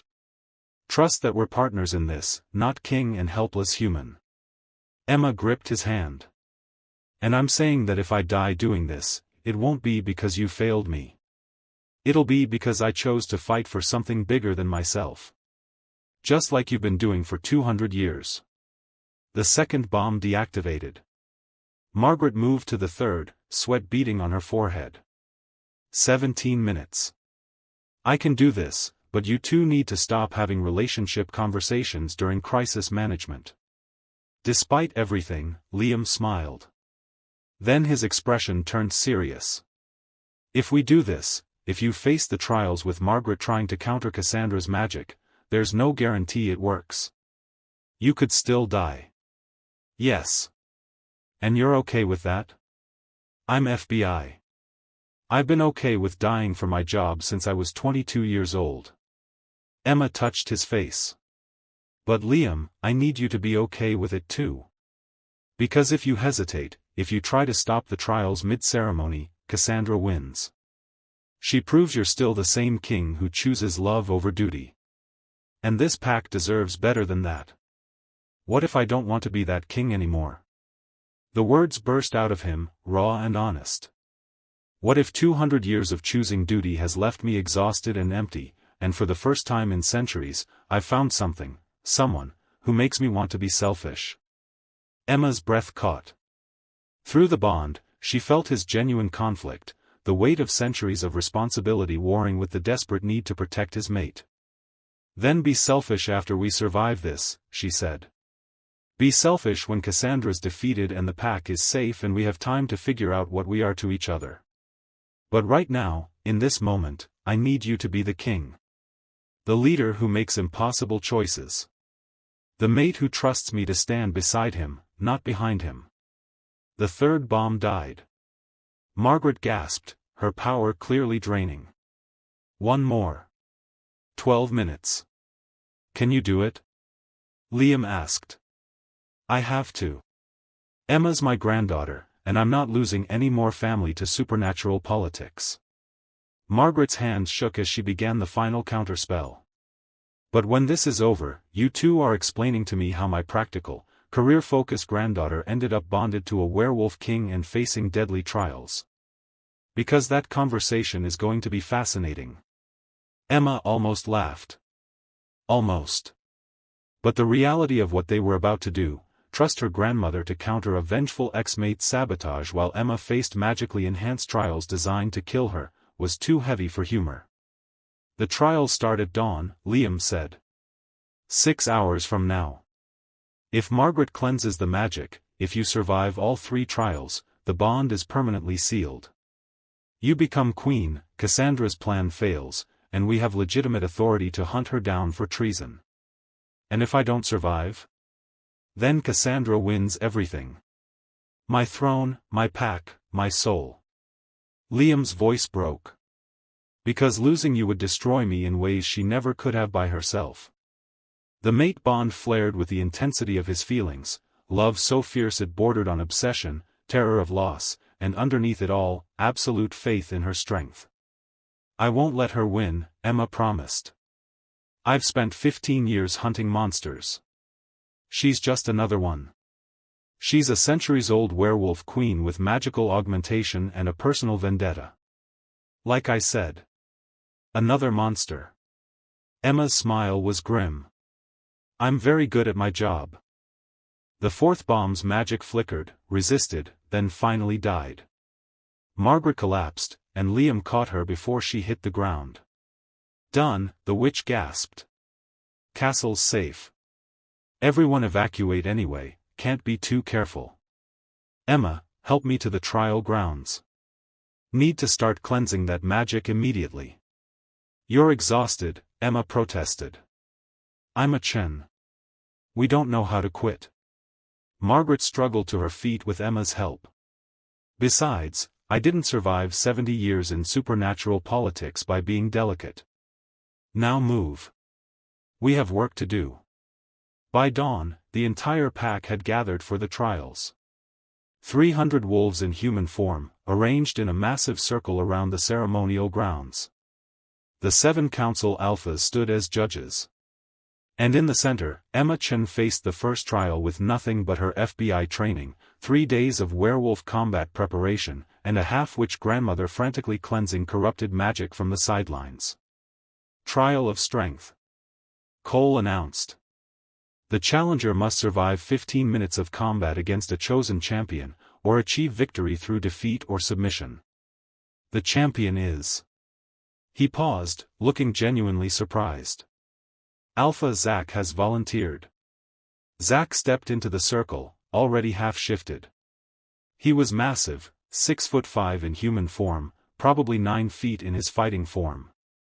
And his expression promised that he had no intention of going easy on the human who disrupted their kingdom. Any last words? He asked Emma. Try not to kill me too quickly. I'd like to at least make it interesting. Zach smiled. It wasn't friendly. No promises. The gong sounded. Zach lunged with supernatural speed, but Emma was already moving. 3 days of training with Nathan had taught her to read werewolf body language, to anticipate attacks based on minute muscle shifts. She dodged left, used her smaller size to slip under his guard, and landed a solid hit to his kidney with the silver-coated baton Liam had given her. Zach roared in pain and rage. Silver-burned werewolves slowed their healing. It was a desperate tactic, but Emma needed every advantage. Clever, Zach admitted, circling her. But tricks won't save you for 15 minutes. He attacked again, and this time Emma wasn't fast enough. His claws raked across her shoulder, drawing blood. Pain exploded through her, but she forced it down, using the momentum to roll away and put distance between them. 8 minutes. She just needed to survive 8 more minutes. You're weakening, Zack taunted. Bleeding. Human fragility showing. Liam should have chosen a werewolf mate. Someone who could actually stand beside a king. He chose me, Emma gasped, dodging another strike. Deal with it. The crowd was murmuring, some impressed that she'd lasted this long, others clearly hoping to watch her fail. Through the mate bond, Emma felt Liam's terror, his desperate need to intervene. But he stood with the council, forcing himself to watch, to trust her. 5 minutes. Zack was toying with her now, letting her dodge, giving her hope before crushing it. He was proving a point, that humans didn't belong in werewolf society, that Emma's presence was an insult to tradition. Yield, he said, almost gently. I don't want to kill you, Emma. But I will if I have to. Not, yielding. She could barely stand, blood loss making her dizzy. But she'd been trained to fight through injuries, to push beyond normal human limits. 3 minutes. That's when Margaret's voice rang out. Cassandra's sabotage is active. She's corrupting the trial magic real-time. The ground beneath Emma's feet turned molten. Not physically, magically. She felt her strength draining impossibly fast, felt Cassandra's hatred pouring through the spell work, designed to ensure she died screaming. Emma. Liam was moving, breaking protocol, unable to watch his mate die. No. Emma shouted. Stay there. I can handle this. But she couldn't. The magic was too strong, Cassandra's vengeance too focused. Emma collapsed to her knees, Zack standing over her with something like pity in his eyes. I'm sorry, he said quietly. But you've failed. Emma's vision was fading. 1 minute left. 60 seconds to survive, but she couldn't even stand. Then she felt it, her grandmother's magic, weaving through Cassandra's corruption. Not fighting it directly, but redirecting it. Turning the drain on Emma's strength into something else. Into activation. The dormant witch magic in Emma's blood exploded to life. Power flooded through her, raw, uncontrolled, terrifying. She could feel it burning in her veins, responding to Cassandra's attack by awakening everything Margaret had said was dormant. Emma stood, and her eyes blazed with silver light. What? Zack stumbled back. That's not possible. She's human. Half-witch, Margaret corrected smugly. You're welcome, darling. Emma raised her hand, and magic erupted from her palm, not trained, not refined, just pure instinct and desperation. It hit Zack like a truck, sending the massive werewolf flying backward. The gong sounded. 15 minutes. She'd survived. The crowd was silent, stunned. Then, slowly, they began to applaud. Because even those who'd wanted her to fail had to respect what they'd just witnessed, a human awakening magical powers mid-trial to survive. Emma collapsed, her newly awakened magic exhausted. Liam caught her before she hit the ground, and through the bond, she felt his relief, his pride, his absolute terror about what came next. 2 more trials, she whispered. I can do this. I know, Liam said, though his voice shook. But Emma, you're magic, you have no training, no control. The next trials could kill you if you can't regulate power flow. Then teach me. Fast. We have 30 minutes before trial of wisdom. Then we'd better use them wisely. Margaret approached, looking exhausted but triumphant. That was the most reckless magical awakening I've ever witnessed. Congratulations, you inherited your mother's tendency for dramatic heroics. Can you teach me control in 30 minutes? Emma asked. No. But I can teach you enough not to accidentally explode during the wisdom trial. Margaret pulled out a collection of crystals. Quick lesson, magic responds to emotion. Fear makes it spike, calm makes it flow. You're about to face scenarios designed to trigger emotional responses. Try not to level the castle. No promises. As Margaret began the crash course in magical control, Emma caught sight of movement in the trees beyond the circle. A flash of red hair, a smile that promised pain. Cassandra was watching. Waiting. And the corrupted magic in the remaining trials was going to be so much worse than what Emma had just survived. But Chen had spent 15 years preparing for impossible situations. Had walked into a Werewolf King's castle alone. Had faced a werewolf champion and awakened dormant magic through sheer stubborn refusal to quit. If Cassandra thought corrupted trials would break her, the vengeful ex-queen was about to learn a very important lesson. Never underestimate a woman with something to prove. The trial of wisdom began 30 minutes later, with Emma still shaking from magical exhaustion. The council led her to a chamber carved into the mountainside, ancient stone walls covered in runes that pulsed with power. In the center stood a crystal basin filled with water that reflected not the room, but shifting scenarios. Trial of wisdom requires you to face 3 impossible situations, Cole explained.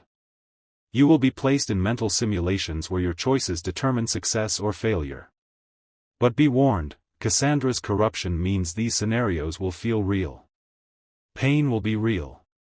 Death, if you fail, will be real. Comforting, Emma muttered. Margaret squeezed her hand. I've cleansed most of the corruption, but some remains woven too deep to remove without destroying the trial entirely. You'll face harder scenarios than any queen candidate in history. I'm sorry, Emma. I tried. You saved my life in the last trial. That's enough. Emma stepped toward the basin. Let's get this over with. She placed her hands in the water, and reality dissolved. Scenario 1. Emma stood in an FBI command center, surrounded by tactical teams preparing to raid werewolf territory. Her superior, Director Harrison, a man she'd worked with for a decade, stood before her with grim determination. Agent Chen, you've been undercover with the werewolf pack for 6 months. Your intelligence indicates their king is planning an attack on human settlements. We need confirmation. Is the threat real? Emma's mind reeled. This felt completely real, the familiar weight of her FBI credentials, the scent of gun oil and coffee, Harrison's weathered face showing the stress of command. But it was wrong. Liam would never attack humans. Sir, the intelligence is faulty. The werewolves aren't planning. That's not what your reports say. Harrison pulled out documents with her signature. You've documented weapons stockpiling, aggressive posturing, and communication about removing the human threat. Are you changing your testimony? Emma stared at the reports. They looked authentic, written in her handwriting, containing details only she would know. But she'd never written them. Never seen this intelligence. This is Cassandra's corruption, she said aloud. None of this is real. Believing in fairy tales now, Agent? Harrison's expression hardened. We have 60 tactical operators ready to move on your word. Either confirm the threat, or I send them in any way based on your documented reports. Either way, action is being taken. The question is whether you stand with your oath to protect human lives, or with the monsters you've been sleeping with. The accusation hit like a slap. Emma felt her newly awakened magic flaring in response to her anger. Liam isn't a monster. He's a werewolf king who's had 200 years to perfect deception. And you've been compromised by a supernatural mate bond that overrides your judgment. Harrison moved to the tactical board. I'm giving you one chance, Chen. Confirm that the werewolves are a threat, give us actionable intelligence, and we move as a coordinated strike. Or refuse, prove yourself compromised, and we go in blind with maximum force and minimal restraint. Emma's FBI training warred with everything she'd learned about the pack. If she confirmed the false intelligence, 60 operators would attack peaceful werewolves, triggering exactly the war Cassandra wanted. But if she refused, Harrison would order an even more aggressive assault. There's always option 3, Emma said, remembering her earlier answer to the Council's wisdom scenarios. I provide accurate intelligence. The truth. The truth according to a compromised agent? The truth according to an agent who's spent 6 months embedded and knows the difference between defensive preparations and offensive planning. Emma pulled out her phone, or the simulation's version of it. Liam Thorne is preparing his pack for defense against external threats, not planning attacks on humans. The weapons stockpiling is response to increased vampire activity in the region. The aggressive posturing is standard pack training. And the communications about removing the human threat referred to corrupt human officials collaborating with hostile supernatural factions. You expect me to believe. I expect you to do what we're trained to do, verify before acting. Send me back in for 48 hours. Let me gather concrete proof. Then make your decision based on facts instead of panic. Emma met Harrison's eyes. Sir, you taught me that the best operations are built on patience and accuracy. Don't abandon that now. The scenario flickered. Harrison's expression shifted from hostile to considering. 48 hours, he said finally. But Chen, if you're wrong, if those werewolves attack while we're waiting, then I take full responsibility. The scene dissolved. Scenario 2. Emma stood in the castle medical bay. Mara was performing emergency surgery on Liam, who lay unconscious on a table, his chest torn open by massive claws. He's dying, Mara said bluntly. Wendigo poison in the wounds. I can slow it, but I can't stop it. Not without a component I don't have. What component? Heart's blood from a corrupted human. Someone who died with rage in their soul, whose blood carries the signature of supernatural hatred. Mara's hands were covered in Liam's blood. There's one source nearby. The captured Wendigo we have in the dungeons, it was human once. Its blood would work. But extracting it would require torture. The Wendigo is still partially conscious, still partially human. Yes. Mara didn't look away from her work. Torture a monster to save your mate. Or watch him die. Choose quickly, you have maybe 5 minutes before the poison reaches his heart. Emma felt the mate bond screaming Liam's pain. Every instinct demanded she do whatever necessary to save him. But the FBI oath she'd taken 15 years ago was clear, no torture. Ever. For any reason. Can we synthesize the component? Use something else? Not in 5 minutes. Not with the equipment we have. Mara glanced at the monitors. 4 minutes. Emma, I know torture violates your human laws. But this is pack law. Mate law. You're allowed, expected, to choose his life over the monster's suffering. Through the bond, Emma felt Liam's consciousness flickering. Felt his love for her, his pride in her strength, and underneath it, his absolute certainty that she would make the right choice. But what was the right choice? The Wendigo, Emma said slowly. It wasn't always a monster. It was human once. Someone's son, maybe someone's father. Corrupted by circumstances it probably didn't choose. So torturing it would make me exactly what Cassandra wants, someone who abandons principles when convenient. Someone who chooses personal desire over moral conviction. Emma moved to Liam's side, taking his hand. Mara, I need you to tell me the truth. If I refuse to torture the Wendigo, if Liam dies, can you respect that choice? The healer was quiet for a long moment. No. I'd hate you for it. The whole pack would. Even if Liam would have made the same choice. Even knowing he'd never want me to become a torturer to save him? Probably. Mara's expression was anguished. But Emma, he's the king. My alpha. I can't just let him die. Then find another way. Use your magic, your knowledge, anything except torture. Emma squeezed Liam's hand. Because if I torture that creature to save him, I destroy the person he fell in love with. The FBI agent who stands for something. The mate who refuses to compromise principles even when it costs everything. The scenario shimmered. Liam's eyes opened.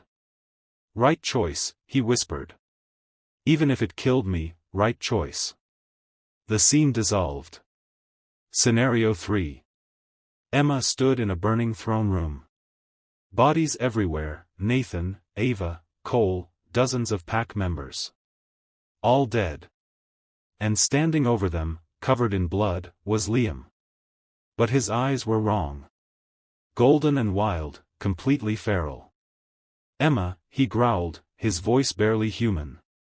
Help me. I can't. I can't control it. The Wendigo poison didn't kill me.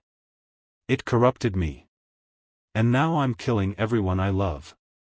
Behind her, pack survivors huddled, maybe 50 wolves, terrified and looking to her for leadership. The king had gone feral, was systematically murdering his own pack. And as his mate, Emma was the only one who might reach him.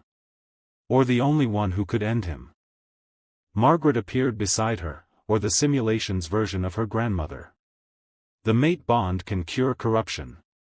But it requires complete vulnerability. You'd have to open yourself entirely to him, let him into your mind, your soul, your magic. And if the corruption is too strong, it'll consume you both. What's the alternative? Kill him. Quickly, before he murders everyone else. Use your magic, you're strong enough now. Blast his heart, end the suffering. Margaret's voice was clinical. One death to save 50 lives. Basic triage. Emma looked at the surviving pack members. Children. Elders. Wolves who'd done nothing wrong except follow a king who'd been corrupted through no fault of his own. Then she looked at Liam, her mate, the man she'd spent 3 days falling in love with, now a monster wearing his face.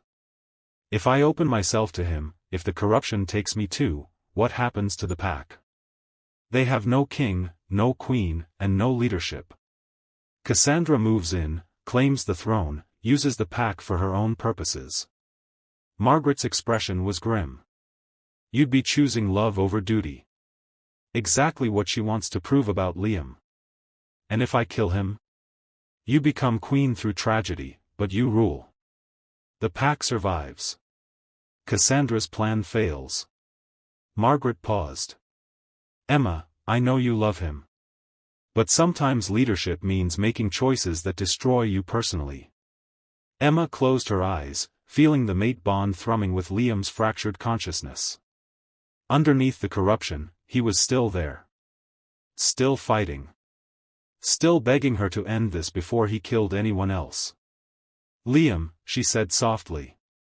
If you're in there, if you can hear me, I need to know something. Would you want me to try to save you, knowing it might doom the pack? Or would you want me to choose duty? The corrupted king's eyes focused on her for just a moment. And through the bond, she felt his answer. Choose duty. Always choose duty. That's what queens do. Emma raised her hand, magic gathering in her palm. Enough power to stop a heart.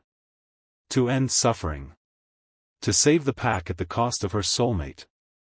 I'm sorry, she whispered. But instead of blasting his heart, she opened herself completely through the bond. Power flooded both directions, her magic into him, his corruption into her. It burned like acid, felt like dying, but Emma held on. Held the connection, let Liam feel her love, her faith, her absolute certainty that he was stronger than the corruption. You are not a monster, she said through gritted teeth. You are Liam Thorne. Werewolf King. My mate. And I refuse to let some Wendigo poison define you. The corruption fought back, trying to consume them both. Emma felt it reaching for her mind, trying to turn her feral too. But her newly awakened magic responded, not with force but with purification. Burning away the poison the same way Margaret's spells had cleansed Cassandra's sabotage. Slowly, agonizingly, Liam's eyes cleared. Emma? His voice was his own again. What did you were supposed to kill me. Supposed to choose the pack. I chose both. Found option 3. Emma collapsed, completely drained.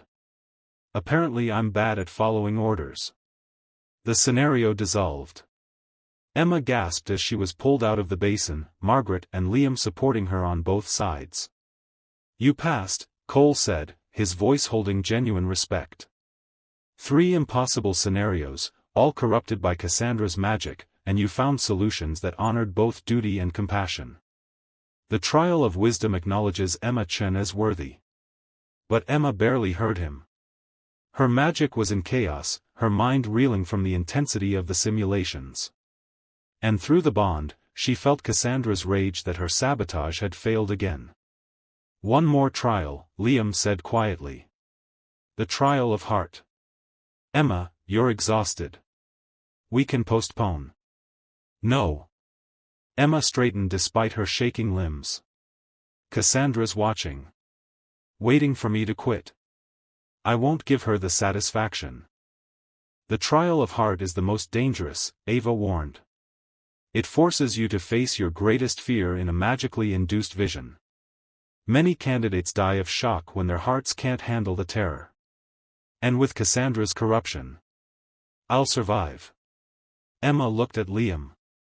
I have to. Because if I don't, she wins everything. Margaret checked Emma's vital signs with magic. She's right. She can survive one more trial. Barely. But Emma, darling, your greatest fear, do you know what it is? Emma thought about the simulations. Thought about what had terrified her most in each scenario.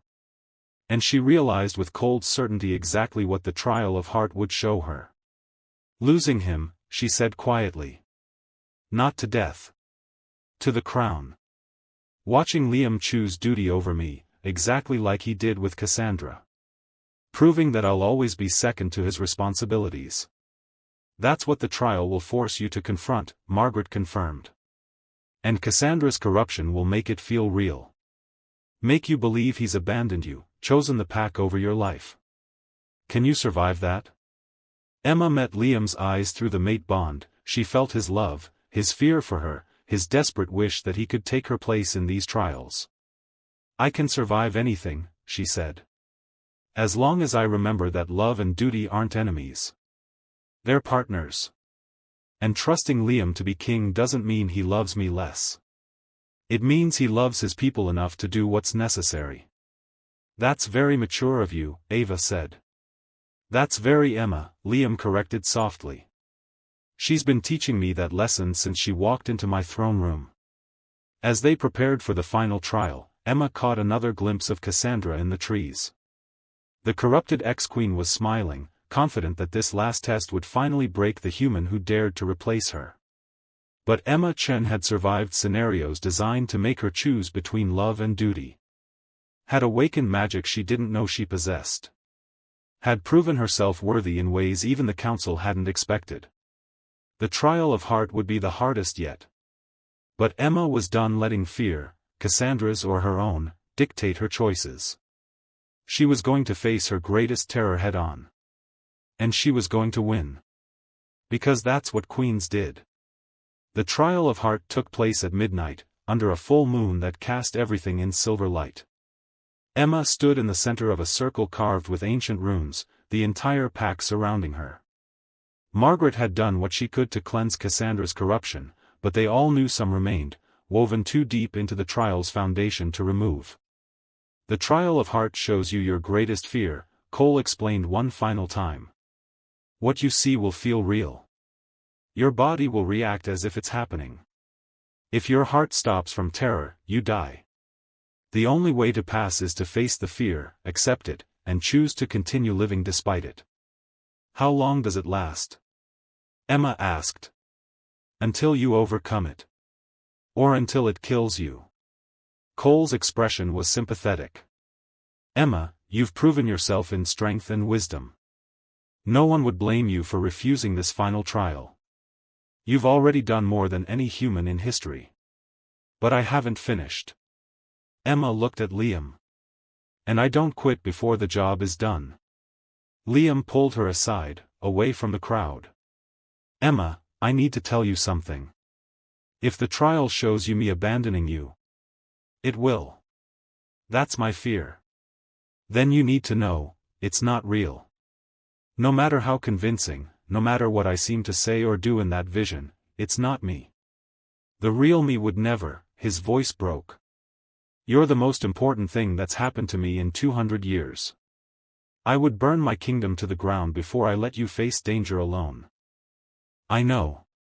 But Liam, even if that's true, even if you love me that much, there will be times when duty has to come first.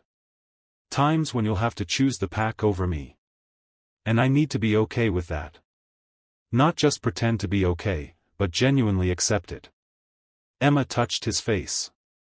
That's what this trial is really about. Not whether you'll abandon me, but whether I'm strong enough to stand beside a king who has responsibilities bigger than our relationship. That's asking a lot. That's what being queen means. She smiled despite her fear. Now let me go face my demons. Literally. Emma stepped into the circle. Margaret activated the runes with a pulse of magic, and reality dissolved. Emma stood in the throne room, but it was different. Empty. Cold. The walls were cracking, and through the windows, she saw the pack house burning. Emma. Liam's voice, but wrong. Distant and formal. I need you to understand something. She turned to find him in full royal regalia, crown, formal robes, the weight of authority in every line of his body. And his eyes were empty of warmth. The council has voted. Our mate bond was a mistake. A weakness I can't afford as king. I'm severing it. No. Emma's heart clenched. You said. I said what you needed to hear to pass the trials. But now they're done, and I can be honest. He moved toward her, each step deliberate. You were useful, Emma. Your FBI resources helped us hunt the Wendigo. Your presence gave me leverage against Cassandra. But the truth is, I never loved you. The mate bond was convenient. Nothing more. It felt real. Every word cut like a blade, and through the bond, which was still present despite his claims, she felt nothing. No love, no warmth, just cold calculation. You're lying, she whispered. This is the trial. This isn't real.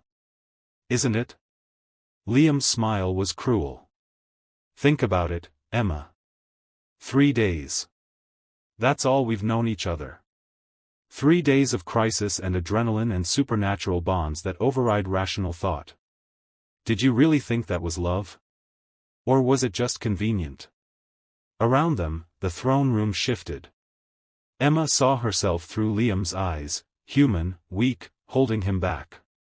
A liability he'd been forced to protect instead of an asset. I need a queen who's werewolf, he continued. Someone who understands pack dynamics, who has centuries of life ahead to rule beside me. Not a human FBI agent playing at royalty. The trials were political necessity. A way to appease the council's ridiculous insistence on testing you. But Emma, you never had a real chance. I was always going to choose my kingdom over you. Just like I chose it over Cassandra. The name struck like a physical blow. Emma saw it then, Cassandra emerging from the shadows, beautiful and dangerous and everything Emma wasn't. Werewolf.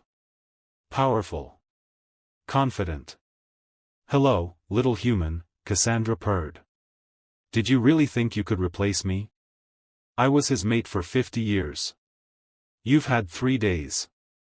This was always how it would end. Liam moved to Cassandra's side, and they looked right together. Two powerful predators who'd ruled for decades. Emma was just a mistake. A brief distraction. I'm sorry, Liam said, but there was no emotion in his voice. But queens need to accept reality. And the reality is, I choose my pack. I always choose my pack. He reached for the mate bond, and Emma felt him tearing it away. Not the gentle dissolution of mutual rejection, but violent severing that felt like her soul was being ripped apart. She screamed. The pain was unimaginable. Worse than any physical injury, worse than watching her parents die, worse than anything she'd experienced in 15 years of FBI work. The bond was fundamental to her existence now, and losing it felt like dying. "Please," she gasped. "Please don't. It's already done." Liam's voice was final. "Go back to your human life, Emma Chen. This world was never yours." Emma collapsed as the bond shattered completely. The emptiness was crushing, absolute, destroying her from the inside. Her heart was racing, her lungs couldn't get enough air. She was dying. The trial was killing her. And part of her, the broken, devastated part, wanted to let it. But then she heard her grandmother's voice, distant but clear. "Emma. It's not real. None of it is real. Except it felt real. Looked real." Every sense was telling her this was happening. "Your greatest fear," Margaret's voice continued. "Abandonment. Being chosen second. Proving you're not enough. But Emma, fear isn't truth. It's just fear." Emma forced her eyes open, looking at Liam standing with Cassandra.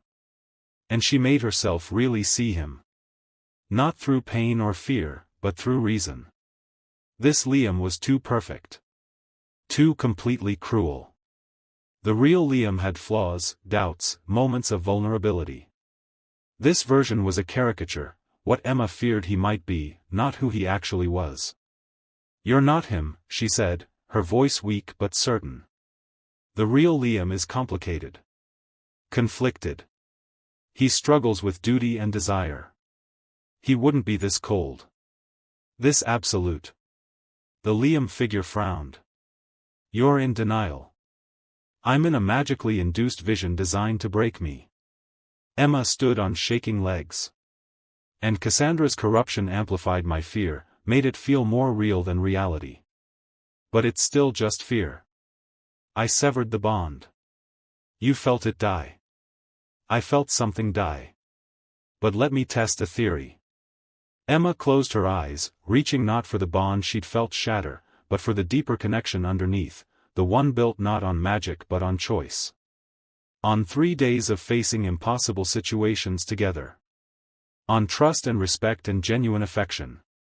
And it was there. Quiet, different from the mate bond, but present. Real.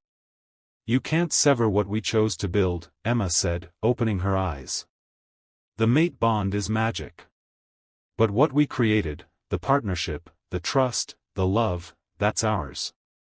And it doesn't break just because I'm afraid of losing it." The vision flickered. Cassandra's smile turned predatory. "Clever. But fear isn't your only weakness. Let me show you what really terrifies you." The throne room dissolved into a battlefield. Human soldiers armed with silver bullets, facing down the werewolf pack. Liam leading his wolves in defensive formation, outnumbered and outgunned. And Emma standing between them. Forced to choose. "Stop the soldiers," Cassandra's voice echoed. "Use your FBI authority. Call them off. Or Liam and his pack die." Emma pulled out her phone, or the Vision's version, and found Director Harrison's number. One call could stop this. One order from a federal agent could save lives. But Harrison's voice came through before she could speak. "Agent Chen. Are you calling to confirm the werewolves are hostile? Because we need final authorization before engaging." If she said yes, the soldiers attacked. If she said no, they'd question her judgment, possibly investigate her connection to Liam, and eventually attack anyway. And if she tried to explain the truth, that werewolves weren't the threat, she'd be dismissed as compromised. "This is another impossible scenario," Emma said aloud. "Just like the wisdom trials. You're trying to make me choose between 2 bad options." "Sometimes there are only bad options," Cassandra replied. "Sometimes you can't save everyone. So choose. Your human duty, or your mate's life." Your oath to protect humanity, or your love for a monster. Emma looked at Liam fighting on the battlefield. Then at the human soldiers, young men and women following orders they didn't understand. You're wrong, she said quietly. There aren't only bad options. There are unexplored options. Solutions that require creativity instead of surrender. She dialed a different number. Not Harrison. Senator Hayes, the politician who'd replaced Morrison, who Emma had been scheduled to brief about supernatural existence. Senator, this is Special Agent Chen. I need emergency authorization for a ceasefire at the following coordinates. I have critical intelligence about what we're actually facing, and engaging now will result in catastrophic casualties on both sides. What kind of intelligence? Hayes' voice was skeptical. The kind that changes everything we thought we knew about domestic threats. Give me 12 hours to provide a full briefing. If you're not convinced after that, you can authorize the engagement. But Senator, I'm betting my career and my life that this briefing will prevent a war we can't win. Silence on the line. Then, 12 hours, Agent Chen. But if you're wrong, then I accept full consequences. The battlefield froze. Cassandra appeared beside Emma, her expression furious. You're supposed to be broken. Destroyed by fear and impossible choices. I'm FBI. I've spent 15 years handling impossible choices. Emma turned to face her. And I'm half-witch, which means I've got power you didn't account for. But more than that, I'm stubborn. You picked the wrong human to break, Cassandra. I picked Liam's mate. His weakness. No. You picked his partner. His equal. Someone who doesn't need him to save her because she can save herself. Emma's newly awakened magic flared around her. And now I'm going to do something you clearly never did, I'm going to choose to trust him. Trust that even when duty demands hard choices, even when our relationship has to take a back seat to bigger responsibilities, we're still partners. Still in this together. The vision shattered. Emma gasped as she was pulled back to reality, her heart racing but still beating. She'd survived. Faced her greatest fear and refused to let it destroy her. The pack was silent, staring in awe. Then Cole spoke. The trial of heart acknowledges Emma Chen as worthy. She has passed all 3 trials. But Emma barely heard the announcement. Because standing at the edge of the circle, reality rippling around her, was Cassandra herself. Impressive, the corrupted ex-queen said. You survived my sabotage. But Emma, you've only proven yourself worthy to my mate. Now let's see if you can protect him from me. Cassandra's magic exploded outward, and 20 wolves she'd corrupted with Wendigo essence emerged from the forest. Her plan had never been to kill Emma in the trials, it was to wait until she was exhausted, vulnerable, and then attack with overwhelming force. You were always weak, Liam, Cassandra said, her voice carrying across the circle. Choosing duty over love, thinking leadership meant sacrifice. But real power comes from taking what you want. From refusing to compromise. Liam moved to stand beside Emma, even though she could barely remain upright after 3 exhausting trials. Cassandra, this ends now. I'm sorry I failed you.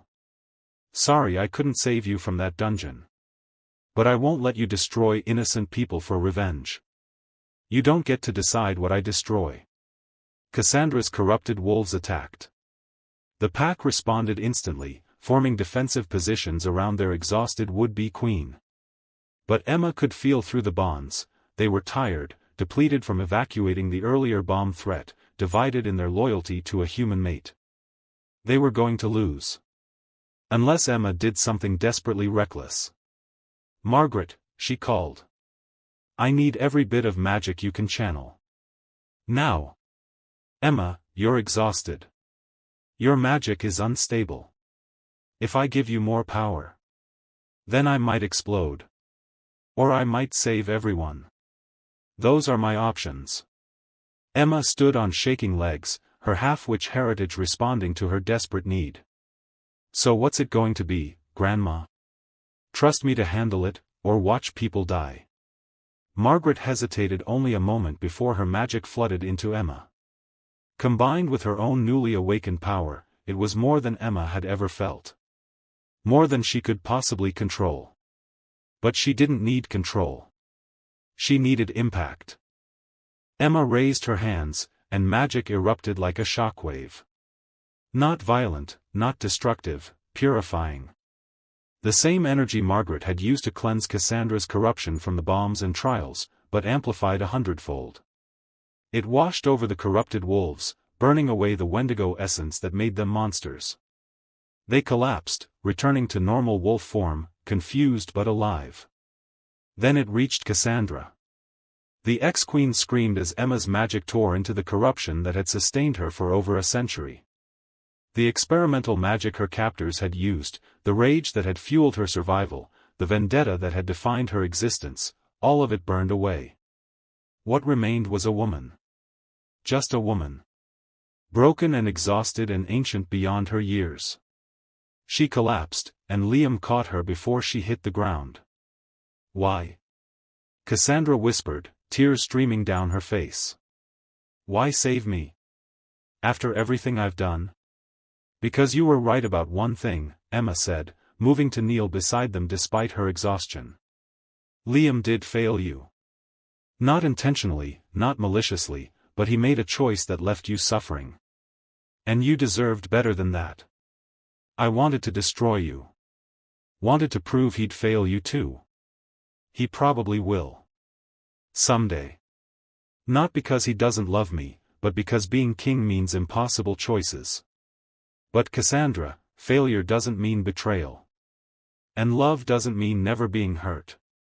It means choosing to stay even when staying is hard. Cassandra stared at her, then at Liam. You really love her. This isn't like what we had. No, Liam agreed quietly.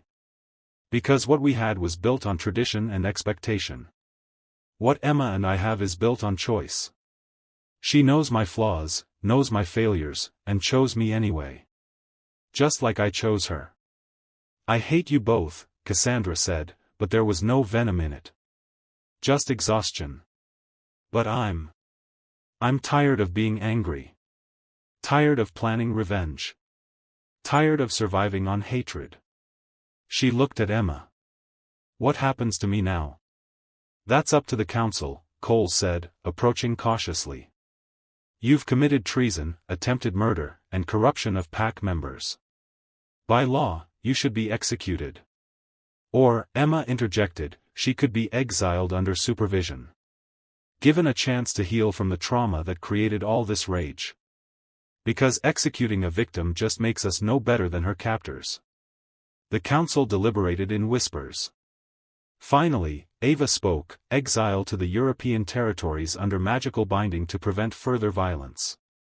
She can live, but never return to North America. It wasn't mercy. But it wasn't execution either. Cassandra nodded acceptance, too exhausted to fight anymore. As guards led her away, Emma finally allowed herself to collapse. Liam caught her, lowering her gently to the ground. You did it, he said, his voice thick with emotion. Survived all 3 trials. Defeated Cassandra. Saved the pack. We did it, Emma corrected. Partners, remember? Partners, he agreed. Though I think the traditional terminology is mates. That too. Emma smiled despite her exhaustion. So, Your Majesty, now that I've passed your trials and saved your kingdom, what happens next? Now, Liam said, pulling her close, we deal with the fact that you're the first human queen in werewolf history, and half the pack still isn't sure about you. Fun. Now we coordinate with the FBI to prevent military intervention and explain why supernatural beings aren't the threat they've been led to believe. Also fun. And now, Liam's voice softened, we figure out what it means to be mates who chose each other. Who built something real out of impossible circumstances. Who proved that love and duty aren't enemies. That sounds complicated. Spectacularly complicated. He kissed her, and through the mate bond, restored now, stronger than before, Emma felt his love, his pride, his absolute commitment. But I've been doing simple for 200 years. I'm ready for complicated. 3 months later. Emma stood in the throne room wearing a crown that felt both foreign and right.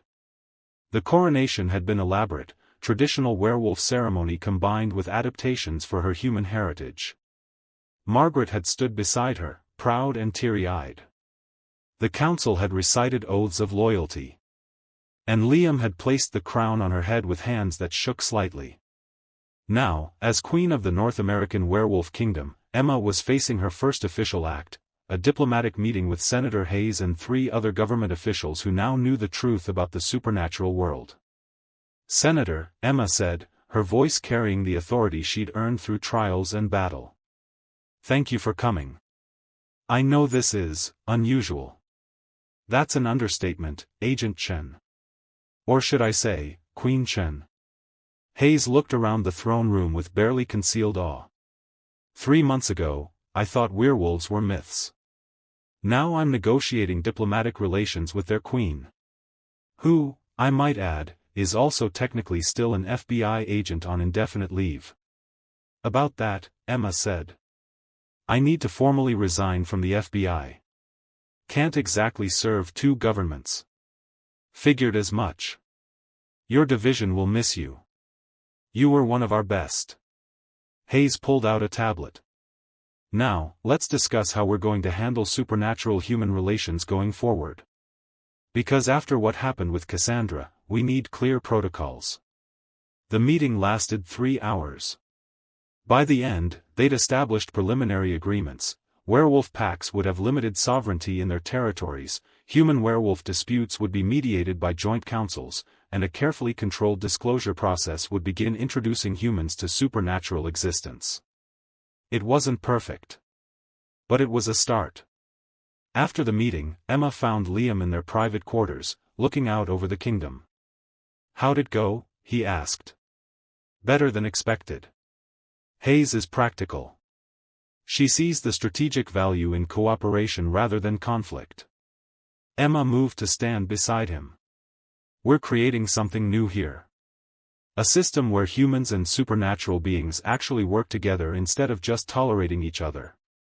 That's very idealistic of you. That's very FBI of me. We're good at building systems. She leaned against him.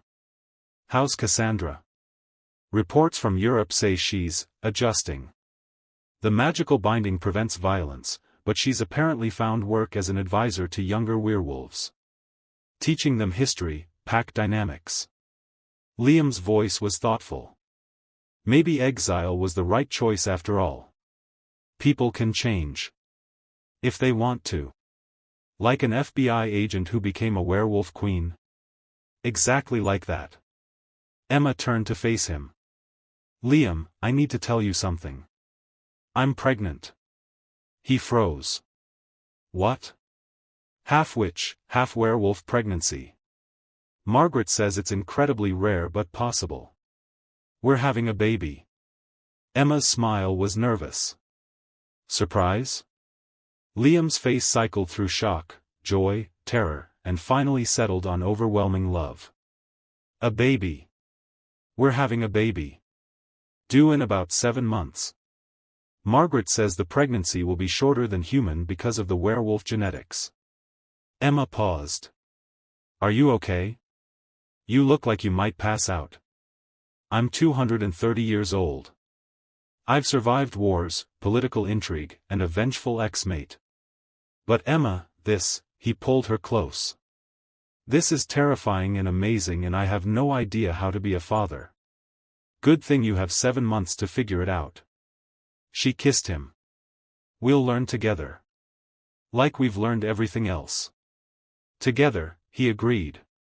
Though I should warn you, the council is going to lose their minds. A half-witch, half-werewolf heir to the throne? That's unprecedented. Everything about us is unprecedented. Might as well keep the streak going. 5 years later. Emma watched her daughter, Charlotte, named for Liam's mother, play in the garden with other pack children. At 4 years old, she was already showing signs of both werewolf and witch heritage. Shifting between forms with ease, and occasionally making flowers bloom with accidental magic. "She's going to be trouble," Nathan said, appearing beside Emma. The beta had become one of Emma's closest friends and advisors over the years. "She gets it from both sides," Emma agreed. "Liam's stubbornness, my recklessness. Poor counsel. They'll never survive her teenage years. Neither will we." But Emma was smiling. "Nathan, thank you.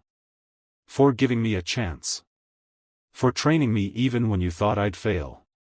For being patient while I figured out how to be queen. You figured it out faster than most." Nathan's expression was sincere.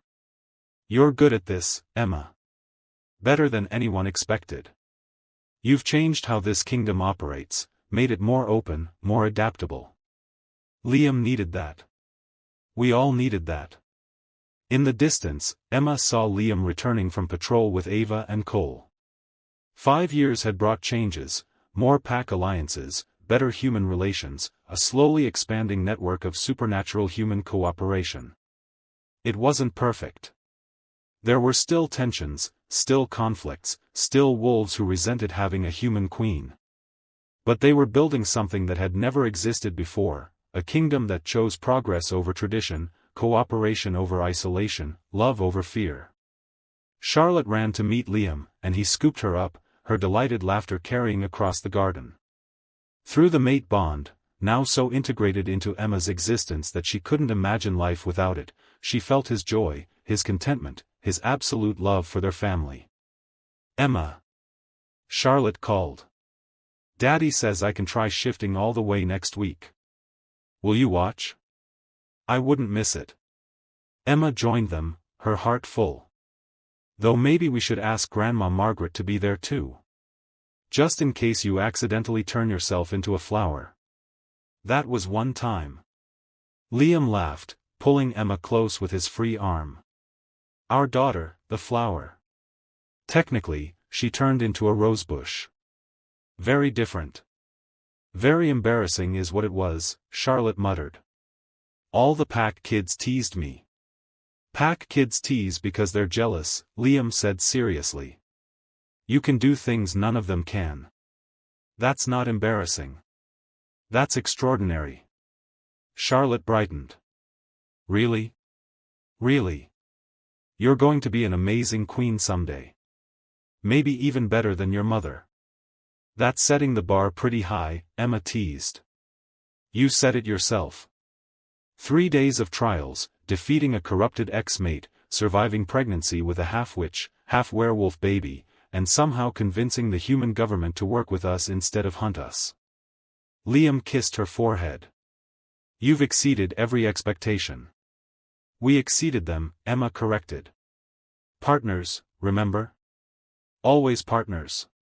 As the sun set over the kingdom, Emma Chen, former FBI agent, werewolf queen, mate to a 200-year-old king, mother to an extraordinarily gifted 4-year-old, looked at her life and felt something she'd never expected to feel after walking into that throne room 5 years ago. Peace. Not the absence of conflict. The supernatural world still had plenty of that. But the inner peace that came from knowing she'd found where she belonged. That she'd made choices she could be proud of. That she'd built a life worth fighting for. And if that wasn't a happy ending worth celebrating, Emma didn't know what was. Thank you so much for joining Emma and Liam's incredible journey. If this story gave you all the feels, and I know it did, drop a comment telling me your favorite moment. Was it the trials? The magical awakening? The final confrontation with Cassandra? Let me know. And if you love this forbidden romance between a werewolf king and an FBI agent, hit that subscribe button. I create these epic supernatural love stories just for you, and your support means everything. We've got more alpha wolves, fated mates, impossible trials, and love stories that break all the rules coming soon.